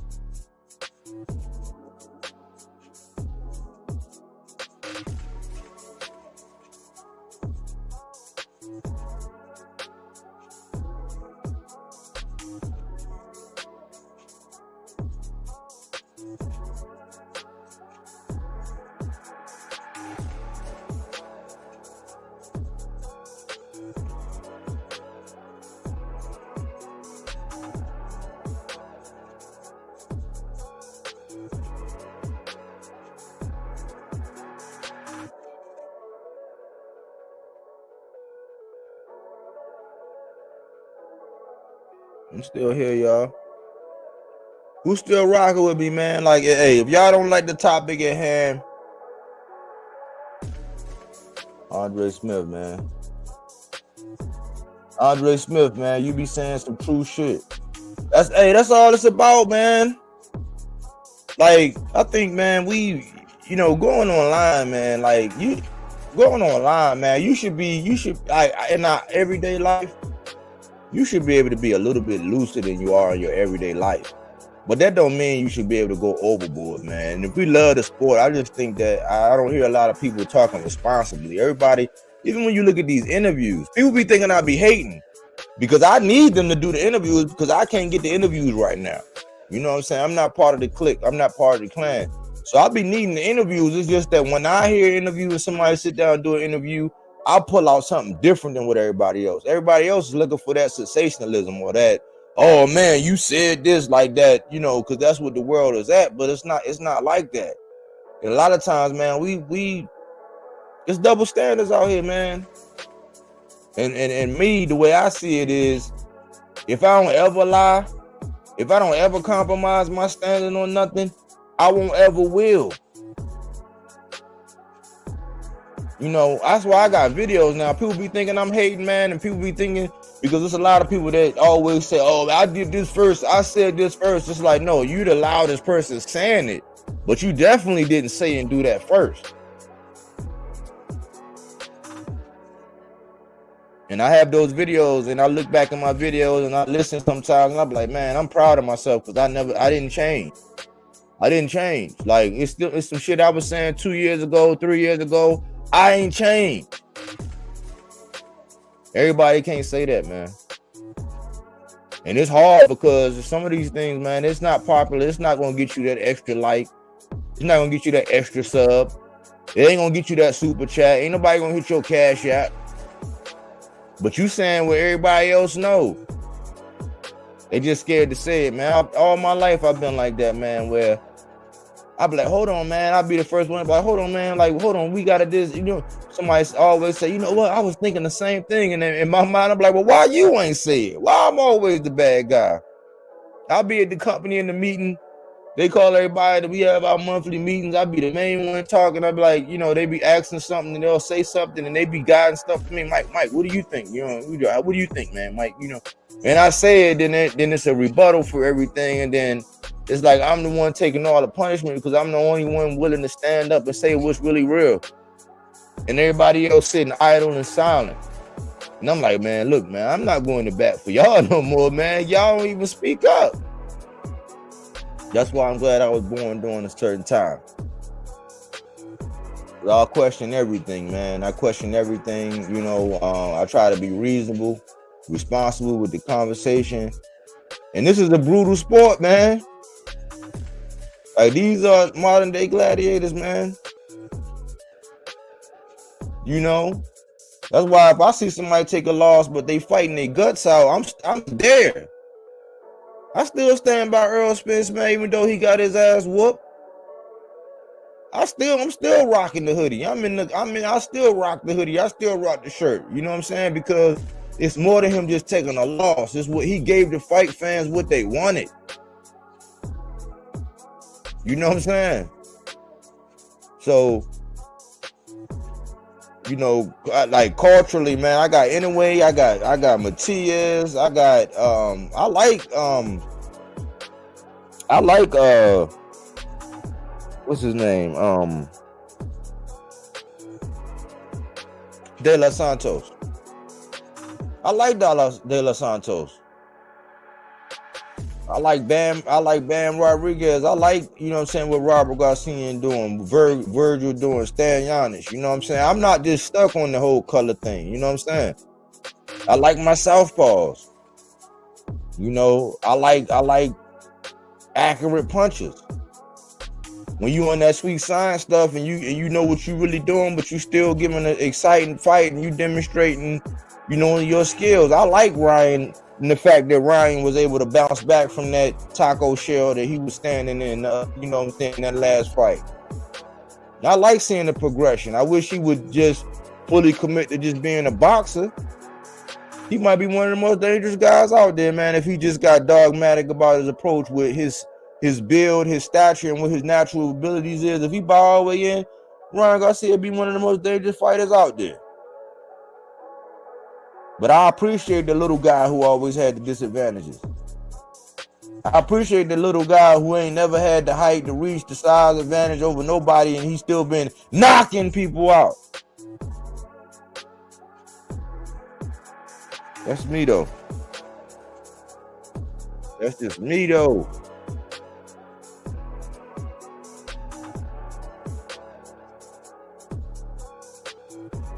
I think sometimes we get so caught up in wanting to defend, and even like you could like a fighter and somebody could be in a debating for him and they fucking it up. And it's like, well, damn, it's a double-edged sword because I rock with that fighter, but what you presenting is fucking them up. You know what I'm saying? Like, people don't like the truth, man. Like, people just don't like the truth, man.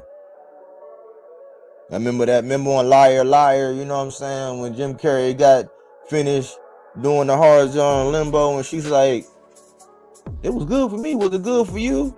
He looked over and said, I've had better. I've had better. You know what I'm saying? He couldn't lie. I think I have a little bit of that in me, man. Like, it's hard, man. It'd be very hard, man. If not, I'll be quiet, or I won't say nothing, or I'll reserve. But I got a little bit of that liar in me, man. Where I can't lie, man. I've had better. You know what I'm saying? That's the person. It's like, man, if I don't start lying now, I mean, I ain't gonna have to lie later, man. But if I'm always telling the truth, I ain't gotta change shit. That's just me, though.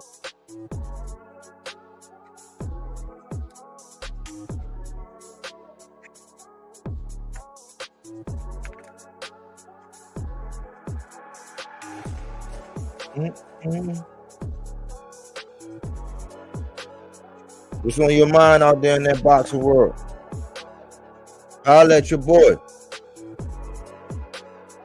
I just thought I'd give this class, man, so that people can't say, I mean, because a lot of people like to act. It's just like with all the information we got out there online about history and science and economics and everything, man. You can pretty much reach out and learn and get whatever you need off this internet, man. But some people, man, if it's too truthful, oh no, man, I ain't gonna look at that. Oh no, man, that truth, man, that's too much truth right there, man. I don't want to touch that. That's how we are, man. So I just thought I'd come out here and clarify some things, because you can have your little meetings where you call in for everybody to come in for the smoke and for you to get this off and you to debate this and you to debate that. It's just, you really didn't want to talk to your congregation, man. I understand you just want to talk to your congregation, man. And that's cool. But don't be acting like somebody ain't trying to come smoke your boots every now and again, depending on what the topic is. It's just an open platform where if you have an issue with anything I say, man, I make myself available. You heard?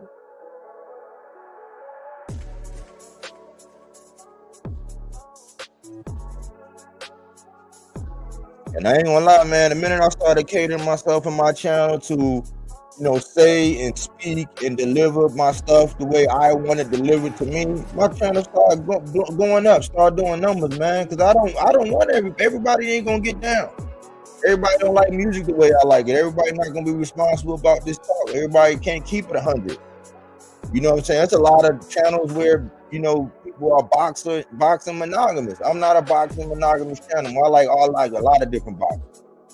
And depending on what the topic is, I'm gonna do right by them by painting them in the right light. I'm gonna defend them if I need to, but then I'm also gonna speak the truth in a way that ain't gonna make them feel like, God damn, this. You know what I'm saying? That's just me, though.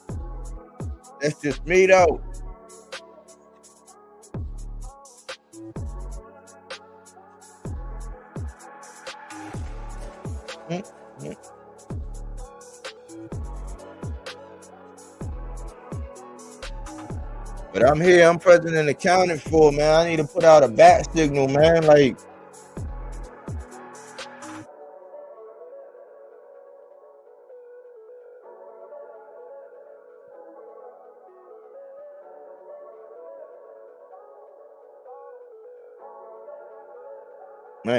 man, I got my fan base out there or my subscribers in Puerto Rico, y'all off the chain, man. Y'all give it, hey, the Puerto Rico fans, man, y'all giving let me get an interview, man.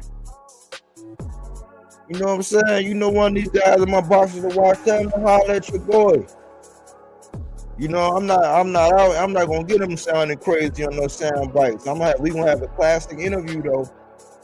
You know what I'm saying? That's why as soon as when they let me in that interview door, you remember on Friday when he said, man, He said, son, that dog grabbed my ass.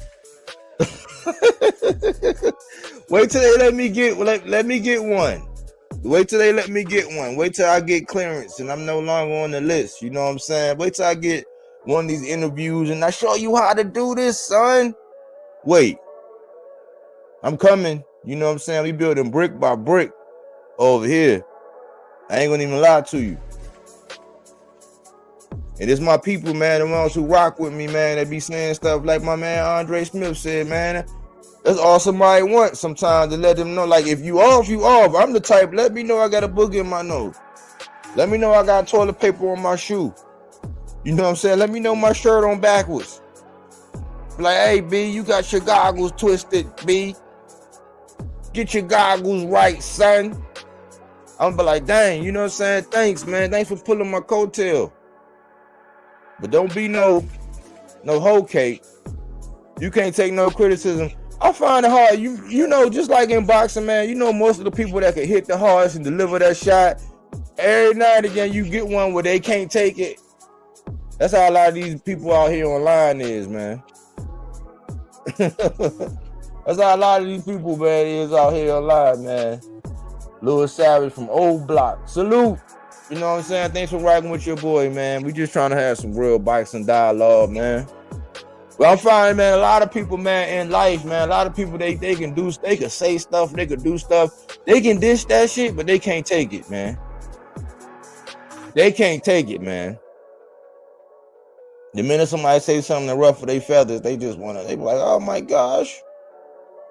Louis Savage from Old Block. Canelo Alvarez and Gervonta Davis are disgraces to boxing. It depends on how you look at it, man. You know what I'm saying? Depending on how you look at it. Some people do see it that way.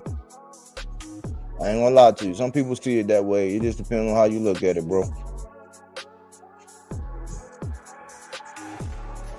You know,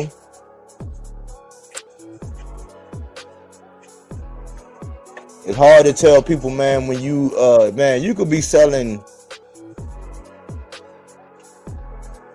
let's just say toys. You could be selling toys, and you know that these toys are just messed up. You know what I'm saying? Not I'm saying adult. Let's just say adult toy. Let's say you were selling some adult toys or something. You would be selling them, and this is just a messed up product. You know what I'm saying? But if you on the Forbes list selling those toys, and people are buying them, and nobody getting hurt, and they've mastered the market, it's like it's kind of hard, man, when getting money. Everybody says it's about getting money. At the end of the day, it's prize fight. It's kind of hard to be like, I don't know if you should be doing that. Imagine telling Floyd, man, I don't know if you should be making all them millions of dollars like that. I don't know if you should create a little protege, be having them out here making all that kind of money like that. I don't know if y'all should be getting all these celebrities out in the stands like that. I don't know if it should be that ridiculous to where other boxers are starting stuff at your fights, causing your fight to get interrupted, man, because they just want to see you. I don't know if you should be knocking people out in the ring like that. I don't know if you should be doing like that, man. I don't know if you should be getting into. You shouldn't be getting to it like that, man. You doing too much, man. Let me have some. Let me have some of that.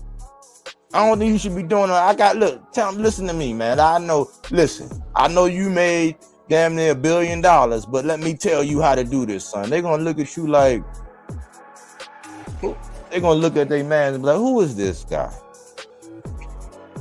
Who is this guy?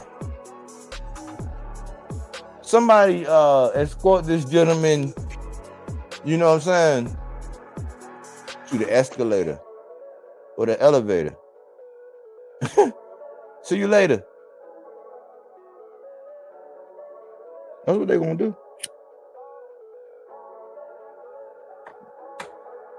And when you got a whole country behind you, to where you could take a substance, you could take a bad substance and bounce back and fight, and you can duck and dodge somebody, and you can move up divisions and not honor rematch clauses and make catch weights and rehydration a normal, regular thing. You won't pass the torch. But you can still get a motherfucker to buy like 1 million pay-per-views, 900,000 on a regular, 800,000 on a regular. I mean, it's kind of hard. Kind of hard, man, for people to speak the truth about those because they bring the money. They bring the money.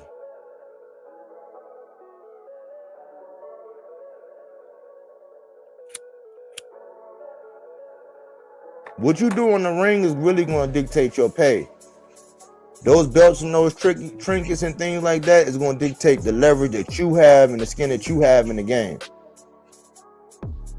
That's just the bottom line at the end of the day, man. Because we know that in every hood, we were talking about this on Smoke Channel the other day. Everywhere you go in every facet of life, is somebody that can do something better than somebody out there. Like, it's somebody out there that can shoot better than somebody out there in the NBA right now. It's somebody that can run that rock better than somebody in the NBA right now. It's somebody that can rap better than somebody that's on the radio all day, every day, right now. Catch better, flip better, shoot better, sing better, rap better, dance better, box better. There's somebody in there right now. It's just all about what you do in your time, you know what I'm saying? That's why I respect, man. I respect a young gun that's trying to make legacy, trying to make the big fights, that's speaking nothing but facts, that even if they lose, you know what I'm saying? That's the whole thing. Even if you lose, but if you just reaching out and you aspiring to be great, you're not leaving anything up to chance. You taking what they call full advantage of your opportunity. You know what I'm saying? I think we can learn in a roundabout way from people like Tio. If you take full advantage of your opportunity, and I was one of them kids where, man, I wouldn't ask for nothing, man. And then, like, as I get older, when they be saying closed mouth don't get fed, closed mouth don't get fed, I wasn't raised like that to where I would suffer and do without before I asked for anything at times. And I look back and be like, dang, I should have asked, I should have said, I should have did this. That's why I don't live like that. Once that shit clicked in, I don't live like that. So I respect the fighter that's saying, look, man, I want that. And you know, and it's like, it really can happen. That's what's so scary. He calling that man saying, hey, man, what's up, man? I want to see you. You the greatest. You saying you MJ. Give me my Kobe moment. Pass that torch. Give me an opportunity. We're going to do some numbers. You ain't gonna be eating outside of a trash can after this fight, trust me. What's popping? I respect that. Way more than the people online crying about it, saying everything but can we get it. That's why I'm like, man, are y'all actually pushing for the fights? Or y'all just want to sound like it?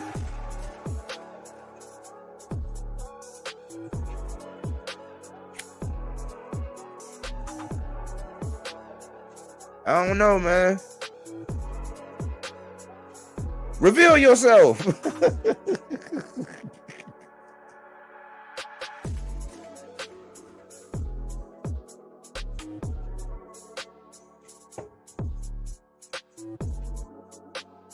It's kind of hard, man.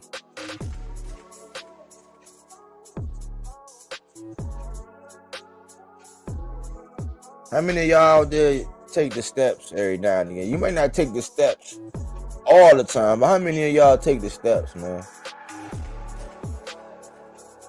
Sometimes it's some of the best lessons is actually doing the work. It's doing the work. You got people working for you and doing little things and helping you out, but it's nothing like the experience you get from actually doing the work and taking the stairs. And if you find yourself taking the stairs on a regular basis, man, you're gonna leapfrog everybody, man. You're gonna be outside of everybody's league before you even look around. You're not even gonna be able to hold certain conversations with certain people because they're not gonna be on that level. But you gotta do the work. Stop microwaving your research. Stop piggybacking off of what everybody else saying and what they doing. Find something different out of what was said. Stop taking that big broad highway all the time. Riding coattails. That might be your pastor, but trust me, man, it ain't gonna be a star in the East anymore outside of the story. You know what I'm saying? They put on pants legs, and just like you should be able to be entitled to your own opinion. You should be able to disagree. You should be level-headed enough to actually speak and talk and explain yourself and clarify yourself. Use discernment and judgment.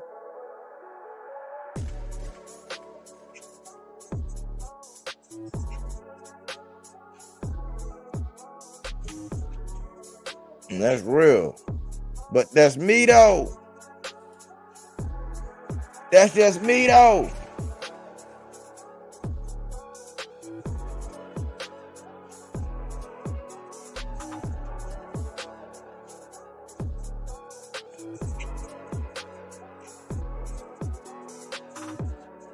Help me tweak these algorithms, man. Share this link out somewhere, man. Let somebody know that somebody is live saying that he got smoked with this boxing talk about anything that they disagree about.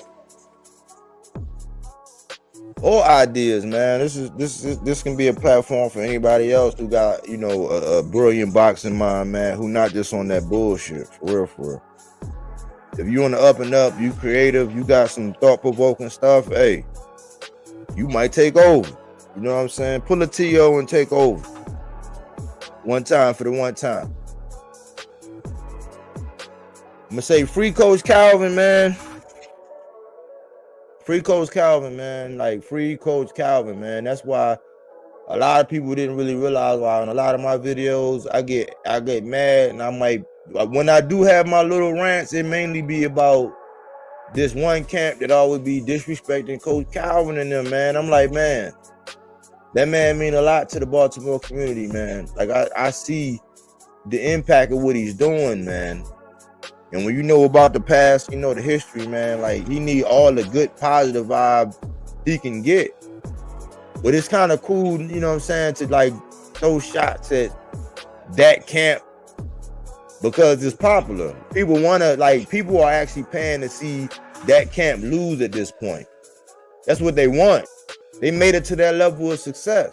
And they don't give Calvin the respect that he deserves, or Coach Kenny, or, you know, any of the whole crew that actually helped run and actually, you know what I'm saying, regulate that whole thing. So sending out positive vibes to Coach Calvin, man.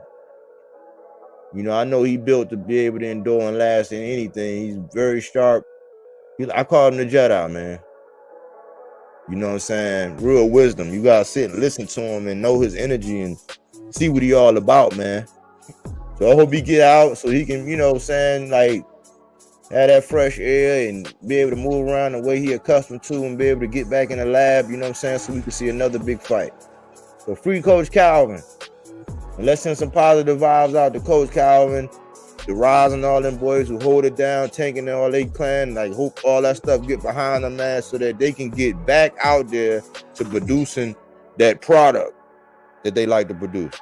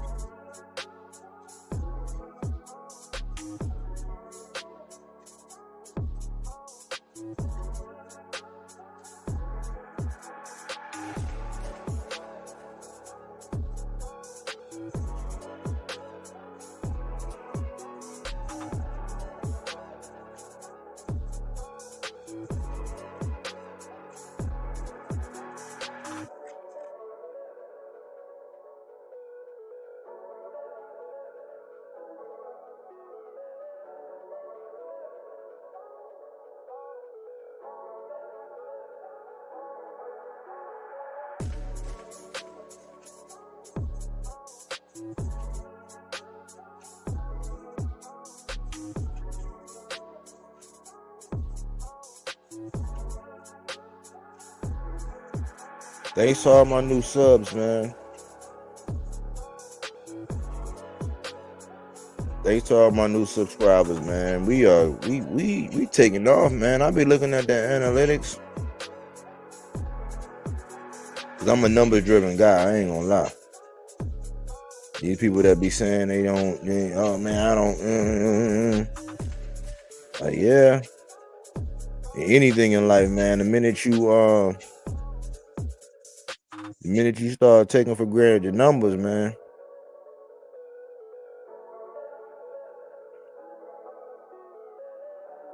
I think like Andy Dufresne, man.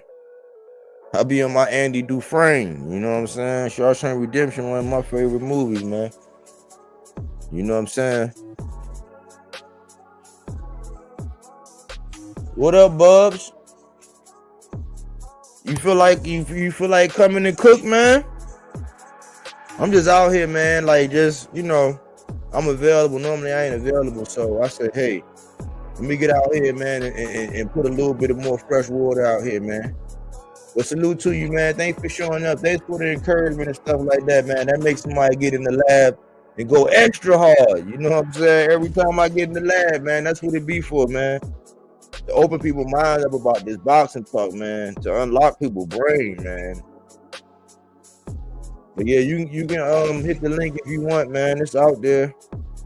Get up here and cook, man. Let us know, man. I think we think a lot alike, man. So it'll always be a good platform for you.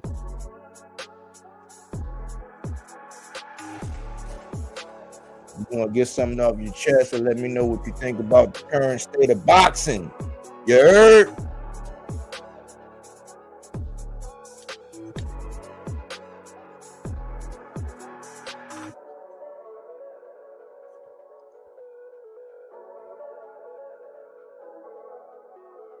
I'm just looking at these numbers. I'm gonna try to give a lot of my new subs a shout out.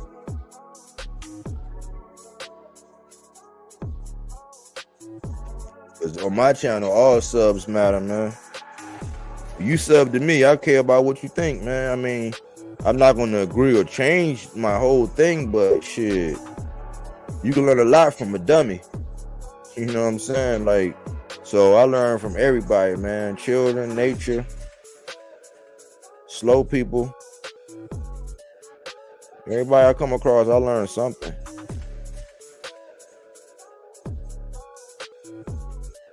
You know, so I'm just on here. I was getting ready to go through some current events, but I want to give a couple of my subs a shout out, man.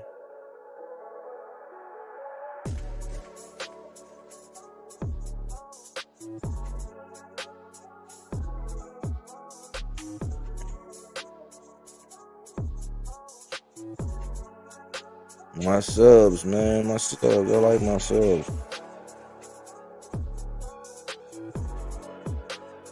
People that rock with me, man. And the people who actually contribute to the topic, man.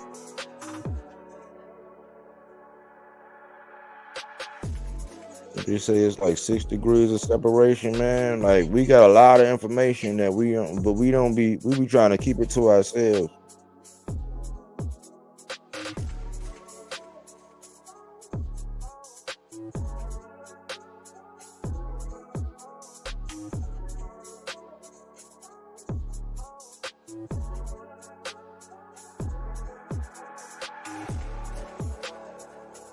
But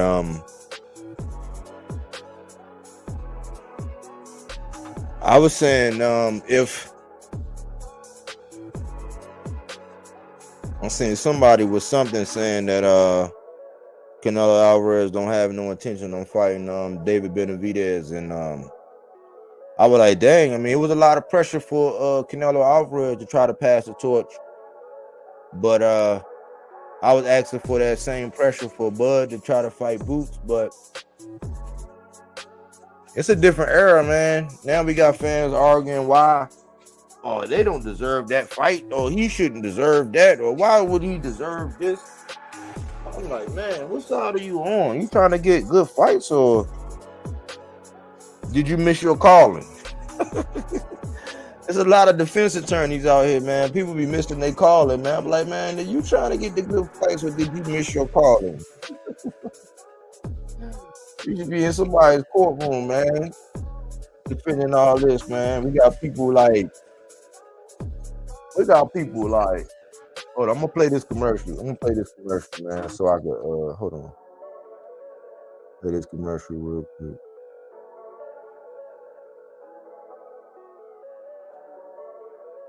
Let me play my commercial, man.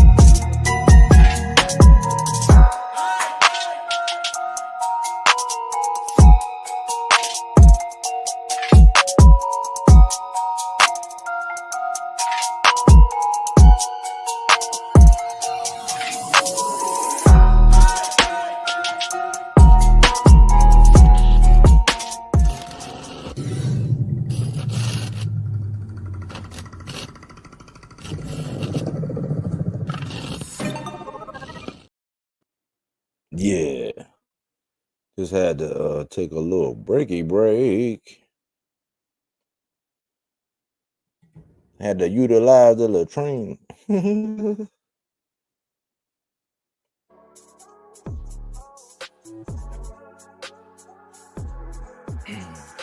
But yeah, man, conversation different in boxing, man. Today. It ain't the same. Like sometimes you gotta sit back and be like, you trying to get the fight, or you trying to kill the sport? Or you should be playing offensive guard for the Philadelphia Eagles. Which one is it? You know what I'm saying? Because people be guarded, man.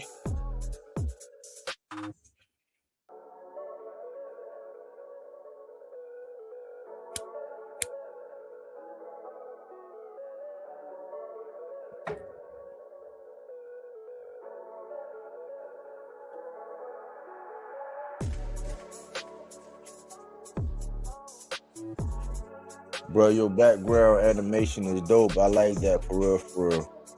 Thanks, Bubs, man. I'll be trying to be different, man. Like something, man. Trying to do something different to everybody, man. I do everything too. I do it all. That's why I be telling people, man. People I rock with, man. I can help you with that kind of stuff, man. It's no problem, man. But I actually learned it. I took my time, and I'm always upgrading. Like, it's some stuff I already want to do, but I can't roll it out, because when I roll it out, I got to be consistent in doing it, because I done rolled out stuff. If people done bid it and start doing it, and it's like, because they're bigger channels, people think that they do it first. It's like, but I see my DNA in all of this, man. Like, a lot of these graphics and stuff, humbly, I'm humbly saying, a lot of these graphics, some of these things you see out here that people are doing, it's like I keep evolving though. I'll do something different. I'll swap it out and change it up, and then I'll come back to it, and you would think like, oh man, he doing this thing. Like, nah. But I appreciate that, man. I appreciate that.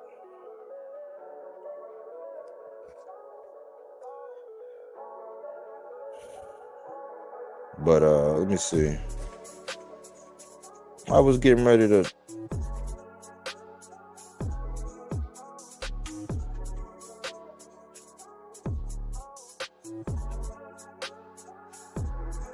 Oh, okay. So Gabrielle Sweet Poison Fundora.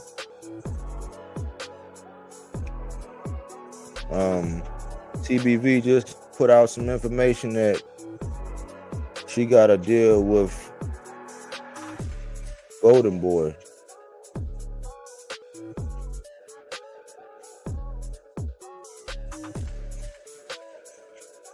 Oh, and they saying that AB got cleared, man. Alicia Baumgartner got cleared, man. I was saying, man, look, I'm not gonna ride just because of how she looked. I mean, I want to know that, you know what I'm saying? She was like, she on the up and up. Now I'm like, okay, you know what I'm saying? She been exonerated. That's why I played her. I played Alicia's intro back again because I had to pull it down just like that kind of been. I had to pull it down, but she been exonerated, man. Like they saying, she been exonerated. She free and clear. She didn't have to relinquish her titles. I'm glad. I think that's man, because that was at first it was feeling like that was a black eye for the sport, man. But come to find out, man, they saying she good.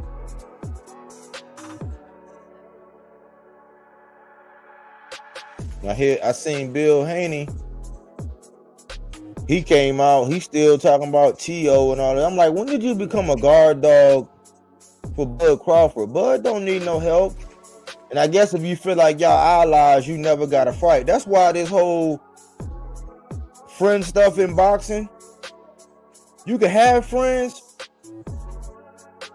but I'm like, if y'all in and around the same weight class, man, just come on and let the people know that y'all not gonna fight, because I think kind of like almost like how I think at one point in time it was an unwritten rule that Spence and Jermell Charlo wasn't gonna fight. I mean, Earl always said, hey, look, if you my brother, he would fight. He's like, look, I don't look at it like this. I believe him.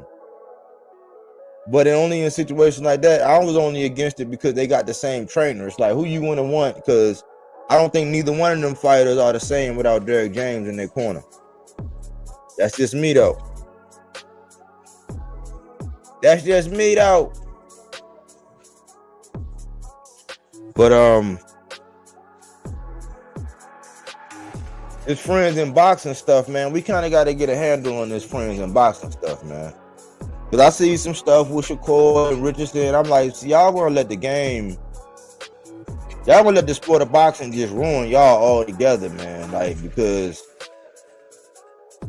nowadays you can't, as a real boxer, you should be able to have your own opinion, and you got to understand that you're being judged as a boxer with an opinion. But it really be these content creators that be riling people up and stirring people up and getting these boxers all upset about stuff that's taken out of context. You know when some of these guys just got a death wish for some of these guys. You just know it. But then sometimes, you know what I'm saying, it's stuff get taken out of context, man. I don't like to see the young brothers going back and forth if it ain't leading to them actually getting in the ring. When it starts sounding like on site, and it's like, come on, man. You know what I'm saying? We understand y'all aggressive and y'all get hit in the head and living. Y'all all predators. It's predator and prey. Kill or be killed. Eat or be eaten. I understand that. But at the same time, relax. You know, so we got to identify that, because I don't know, at one point in time, Shakur was friends with Devin, and we all know that Richardson, Hitchens, and Tank are cool. Richardson, Hitchens, and Shakur are cool. Tank and Shakur was cool. You know, but when you in and around the weight classes, man, when you talking about going geared towards a fight or giving your opinion on a style, or giving your opinion on a review on the fight and what happened, and giving your opinion on how the fight looked and what you thought about it, like, that's all limit stuff. Y'all going to have to fight each other eventually, man. It's gonna go down. Don't put too much stock in this friends and boxing stuff, man. It's like, cause y'all might have to see each other. And us as fans, man, so we don't egg stuff on and make stuff all, you know, disproportionate to what's going on, man. It's like we gotta be honest too and be like, nah, man, dude was out of pocket for that. Nah, man, dude out of line for that.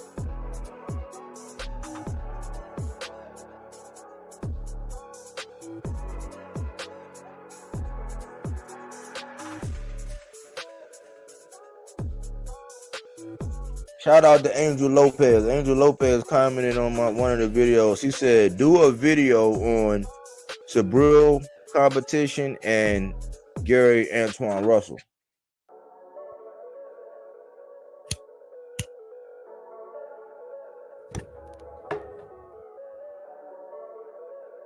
Definitely. I can definitely do that, Angel Lopez. Salute.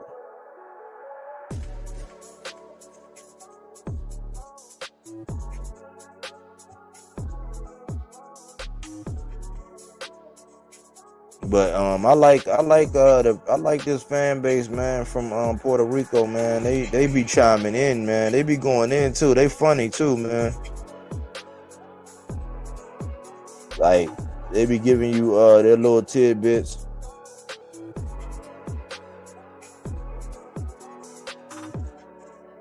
And man, Uga, he said body work first, like your background there. Good choice, yes. The Matias versus Russell would be a very, very entertaining fight. I will hold it as a 50-50 fight too. Putting aside my inclination because you just never know and nobody is invincible. Fans would really get their money's worth, unlike Ryan and Rolly fight. Unfortunately, Russell is not ranked in the IBF, and so the fight is very unlikely. I think Russell should fight either Hitchens or Catterall. Both of them are close to mandatory for Matias, and then Russell would be ranked. He could also fight either Matias, recent opponents, either Ponce or Ergashev, just for measurement. Russell has not been sufficiently busy, and that's not a good idea. Yeah, I seen a video. I seen the interview from him. Shout out to Uga, man. He consistent on the channel.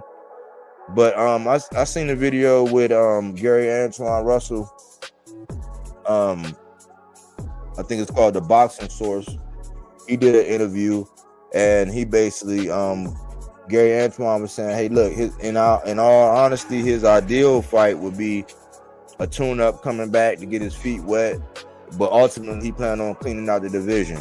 And once he cleaned out the division, he said then he'll make a decision whether he's going to go up or go down. You know what I'm saying? He's at a point where he might want to go up or down after he surveyed the landscape. But he's a one step before the other kind of guy.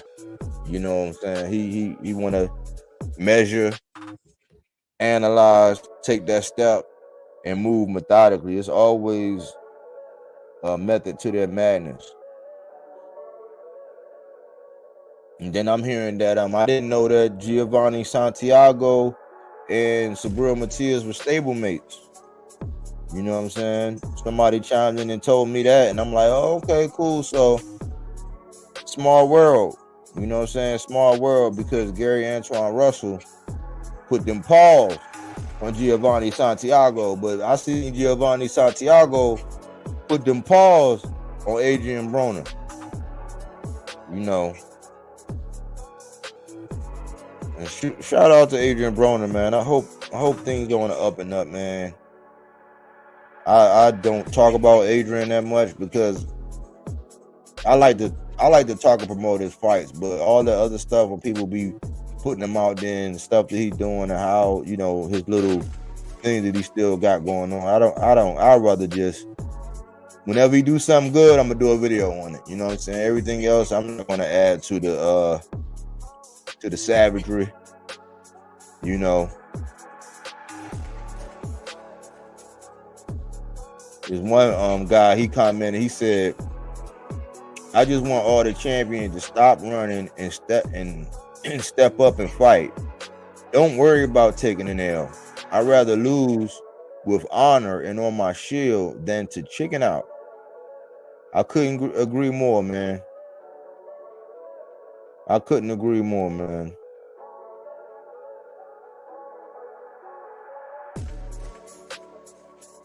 I couldn't agree more.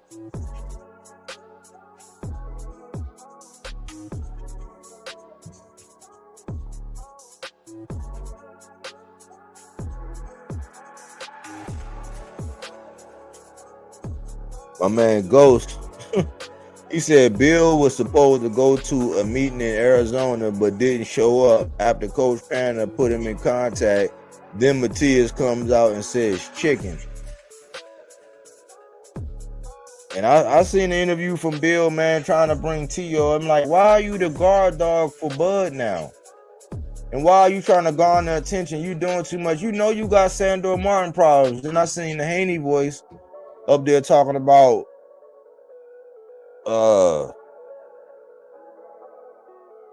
Sandor Martin could that possibly? It's like, man, we already know Sandor Martin was the mandatory. And I think that it was really a slap in the face, like, to everybody watching, and ain't nobody really want to say anything. But it's crazy how when Tank Davis fought Ryan Garcia, Bill Haney came out and said that it was an exhibition fight. Yeah, he said it was an exhibition fight. But guess what he's describing Devin Haney and Ryan Garcia as now? Game 7. Did Ryan go get a belt? Who did Ryan fight for Ryan to be an exhibition against Tank? But now, since Devin's going to fight him, that would have been game 7. I'm telling you, man, hey, man, some of y'all, man, you know, y'all shouldn't let, like, certain people don't deserve to be around your no spot, man. I think Bill is one of them. You know what I'm saying? Like, y'all just let that man, boy, salute, boy, to the gift of gab, man. I'm learning. Salute to Bill, man, because he got the gift of gab, boy. He get around, boy. You have to tell everybody, go like this. Go like this. Stop. They, you know, they in the trash. They like,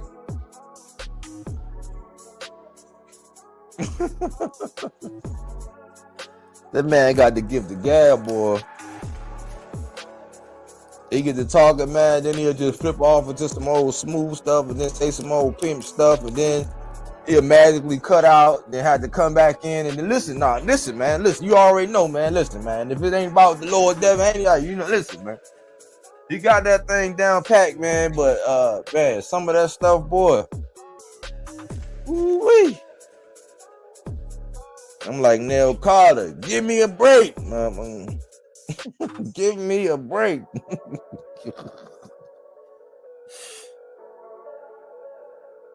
But it's all, I guess it's all in the love of promotion, man. It just don't throw your fans around like a box of chocolates, man.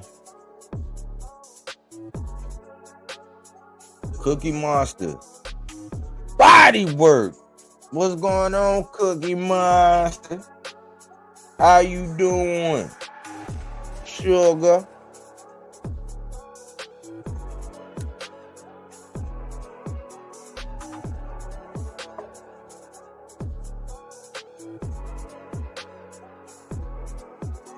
Bill could sell a refrigerator to an Eskimo, bro. And then Cookie Monster, hey you, what's going on? Yeah, man, Bill, man, it's some fun stuff, man, because I be catching, man, they be catching, I don't know, man, be catching Bill, man, and so much, man. Look, this is a classic. Hold on, I'm gonna play one of y'all classics, man. Let me see. I'm gonna play y'all this classic I got right here, man. I be catching Bill so much, man, because I said in real time, everybody was, oh man, you're always hating. I'm like, nah, man, why would I need to hate, man? Why would I need to hate?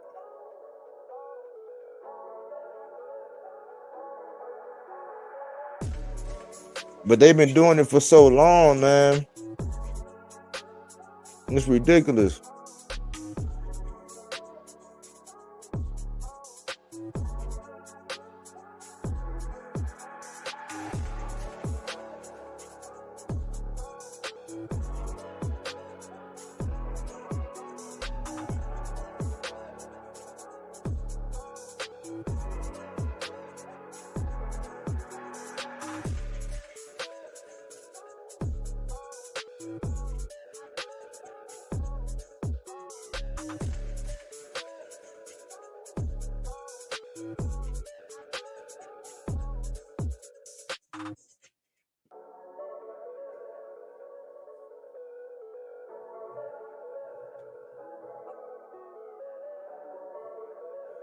El Cotto, Bill, and both tank trainers stay capping. Well, I know Bill do. And as far as both of tank trainers capping, it depends on what you're saying. Depends on which topic you're talking about, because it was some things, you know what I'm saying? And my God, it was some things that I see how if you on the outside looking in and how the information is. But be more specific, El Cotto. And you know I rock with you, man. El Cotto, one of my new subscribers too, man. Shout out, man. Thanks for your support. But yeah, let me know what tanking them, what put me on, pull my coattail, what tanking them trainers be saying.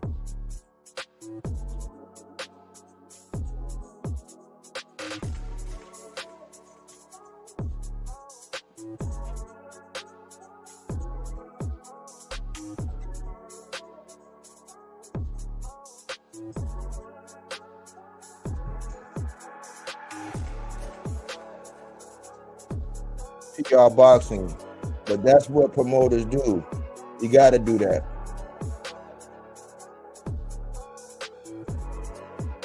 Yeah, I mean, I like promotion to a certain extent. I just like some of the stuff that Bill and them do. I think it transcends the line of promotion, if I would want to say it. You know what I'm saying? If I had to say it the best way, it transcends promotion. Like, you think, and people were saying B-Hop was stupid for shoving him and stuff. It's like, man, like, come on, man, you can't, sir, it's principle.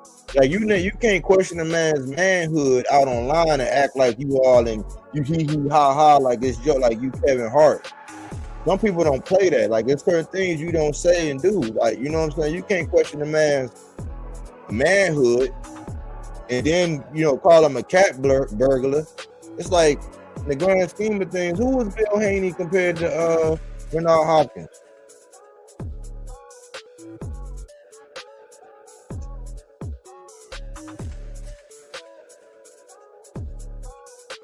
El Cotto, back at it again. When and they're asked about facing fights we want to see. T.O. Shakur, yeah.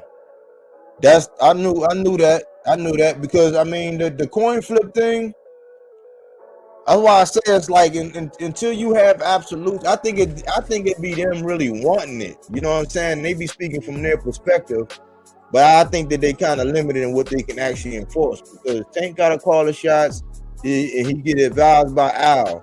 But that coin flip thing, when they said it was, when they landed on Shakur, when they landed on Shakur and they said it was going to be that kind of messed me up too. I was just like, I thought it was going to be Shakur.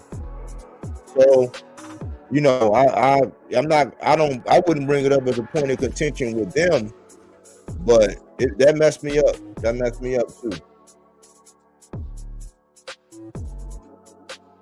Oh, El Cotto, sorry, I'm driving right now, but I'm listening. Oh yeah, man.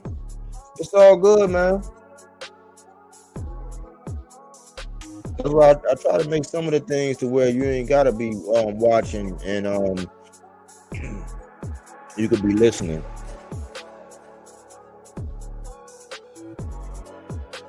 But I'm about to find this thing.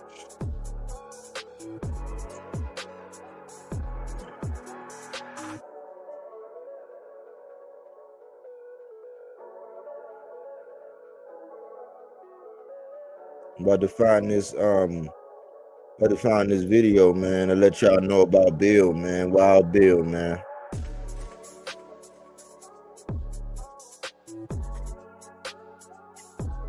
That man can sell salt to a snail.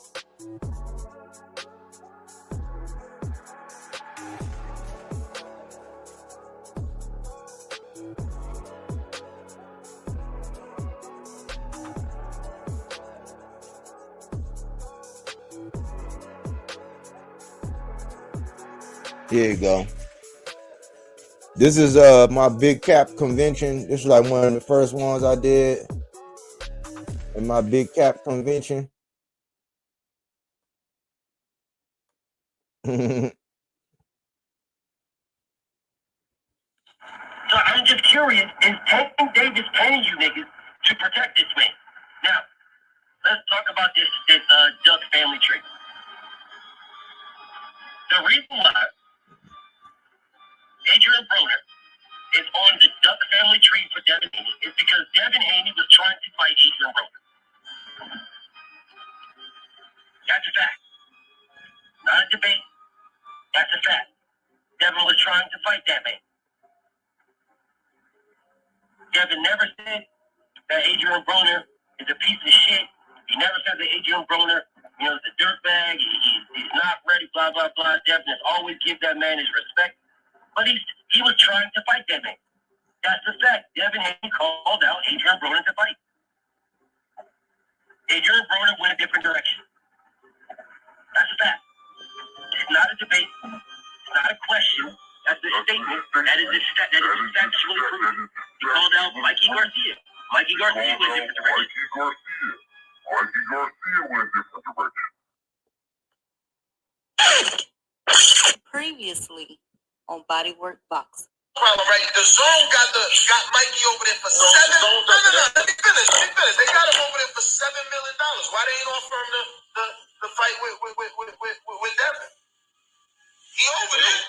Mikey's over there. He fought. I never asked for the Mikey Garcia fight. But why? I never asked for the Mikey Garcia fight. Why not? I want the Mikey Garcia fight right now.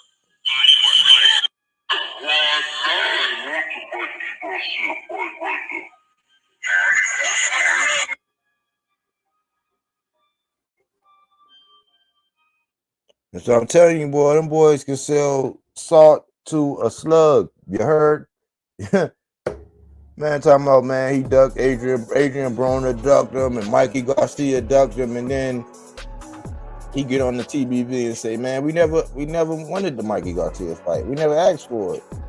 And Ness got loud. Ness was like, well, why? Like, he's over there. Ness was selling that thing, and he was like, nah, we never wanted it. So it was a lie, man. That's typical, man. Typical Haney fashion, man. You know what I'm saying? Yip yapping, man. Yip yapping fashion, man. Them boys, the stuff that they've been doing and how they've been doing it, man, it's been a long time.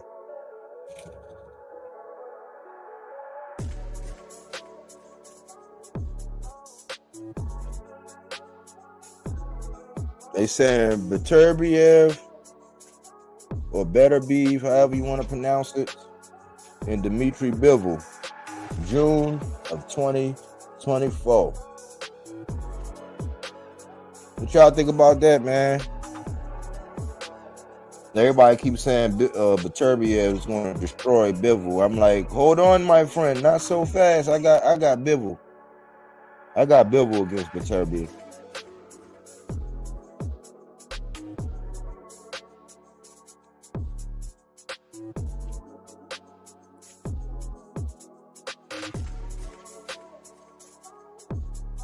And my Eagles got they whooped yesterday, man.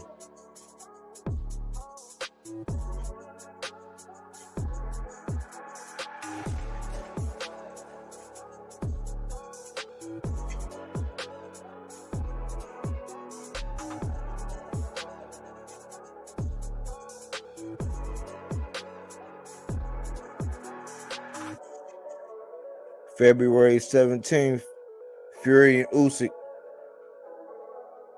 Who you got, Fury or Usyk?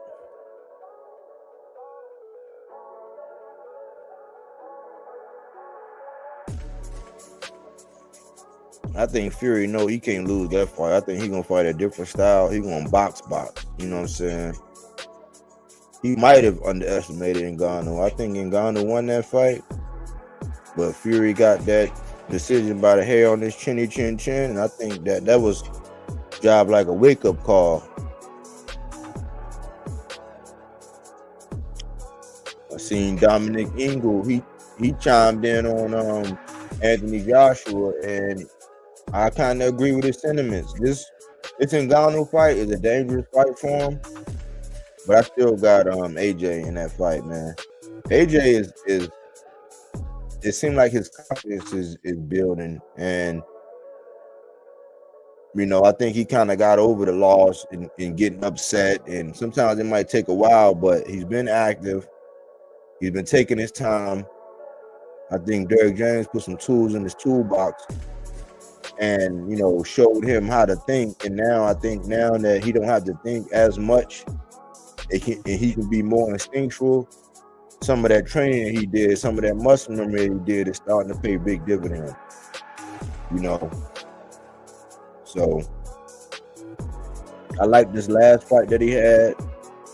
And he came through and did what he needed to do, but I don't know why everybody crying for the other guy who lost. The agreement was, I win my fight, you win my fight, you win your fight, then we fight. And then your guy lose his fight and everybody mad at AJ. Somebody make that make sense.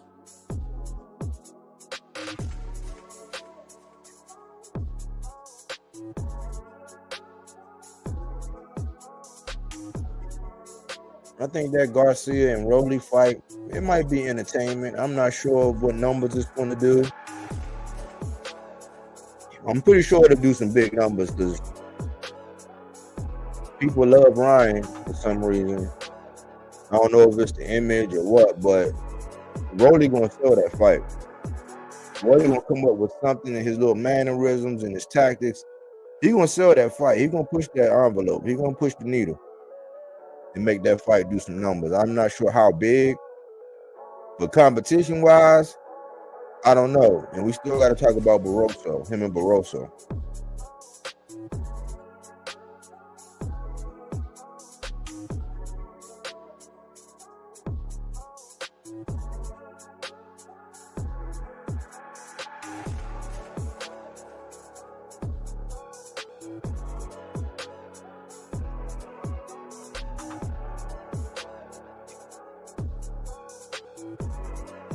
Oh yeah,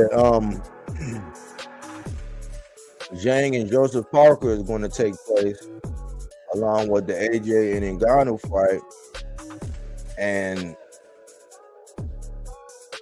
I don't know how that fight didn't happen between Wilder and Zhang, but all I can say is Wilder dodged the big bullet there, boy.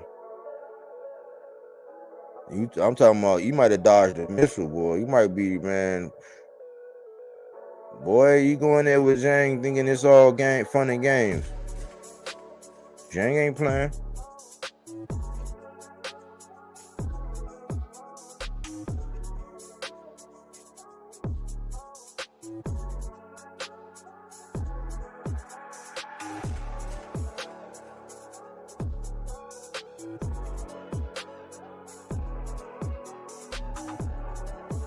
Oh man, somebody, PR boxing.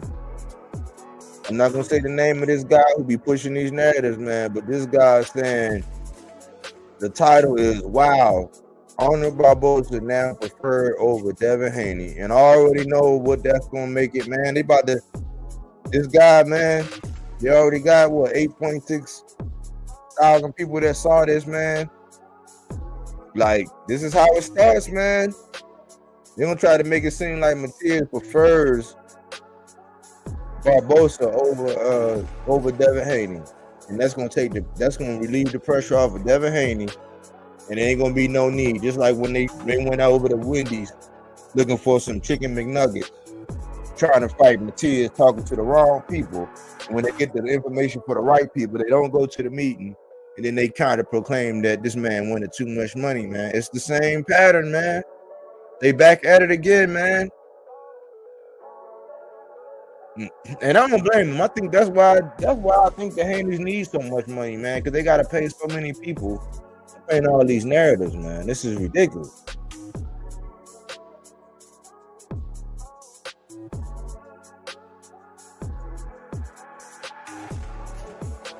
But we not gonna stop as a community until we let them just tear down and disparage every daggone single solitary boxer that they couldn't possibly fight. The only ones that safe are the ones that heavyweight. Otherwise, Devin ducking them.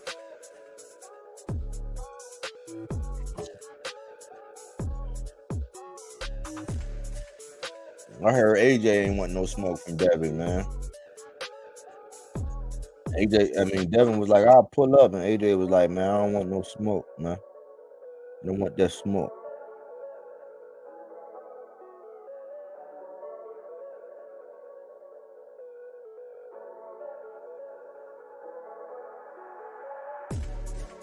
You can't ask Boots. You can't ask Bud to fight Boots. There was a lot of pressure for Spence to fight him before he got that Ugas fight, boy. There was a lot of pressure saying, oh, Errol Spence got to fight Boots. There ain't no pressure for Boots, for Bud to fight Boots.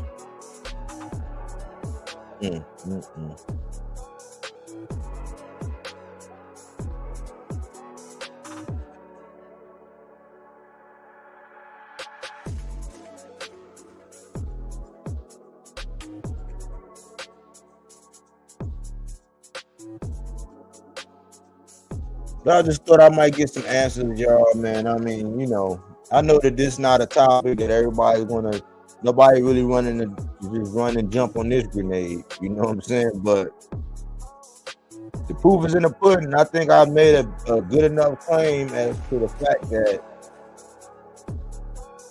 Teofimo is actually chasing legacy. He's not clout chasing. And the things that he said are true because I just gave you all the facts. I gave you the activity. I gave you the history and the timeline and what was said about all of those fighters that Teofimo Lopez listed. So it's my case, it's my claim that Teo was actually speaking facts, and a lot of people don't like it because where their minds is programmed is that, oh my gosh, you hate Bud. That's all they hear. It's like, no, Bud gets his credit because don't nobody give none of these fighters none of the business going in there half-cocked against a soldier like Bud. That's their fault. That's not Bud's fault. So stop arguing it, stop tripping people up with that faulty logic, the people that can't understand what you're actually doing.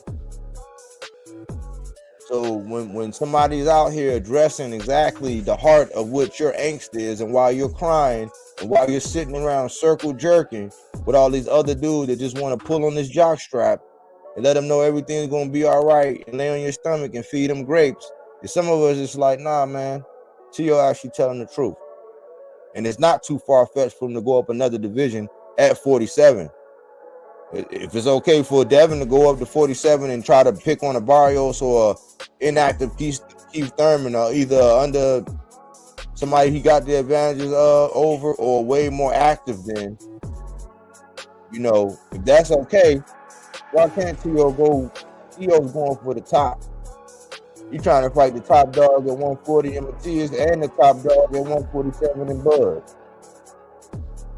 Kind of hard to argue when people were saying Aloma was the top dog at 135 and Josh Taylor was the top dog at 140. Go figure.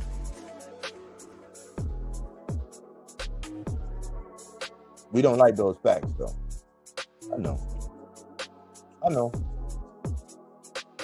It's all good, though. Love you like a play cousin.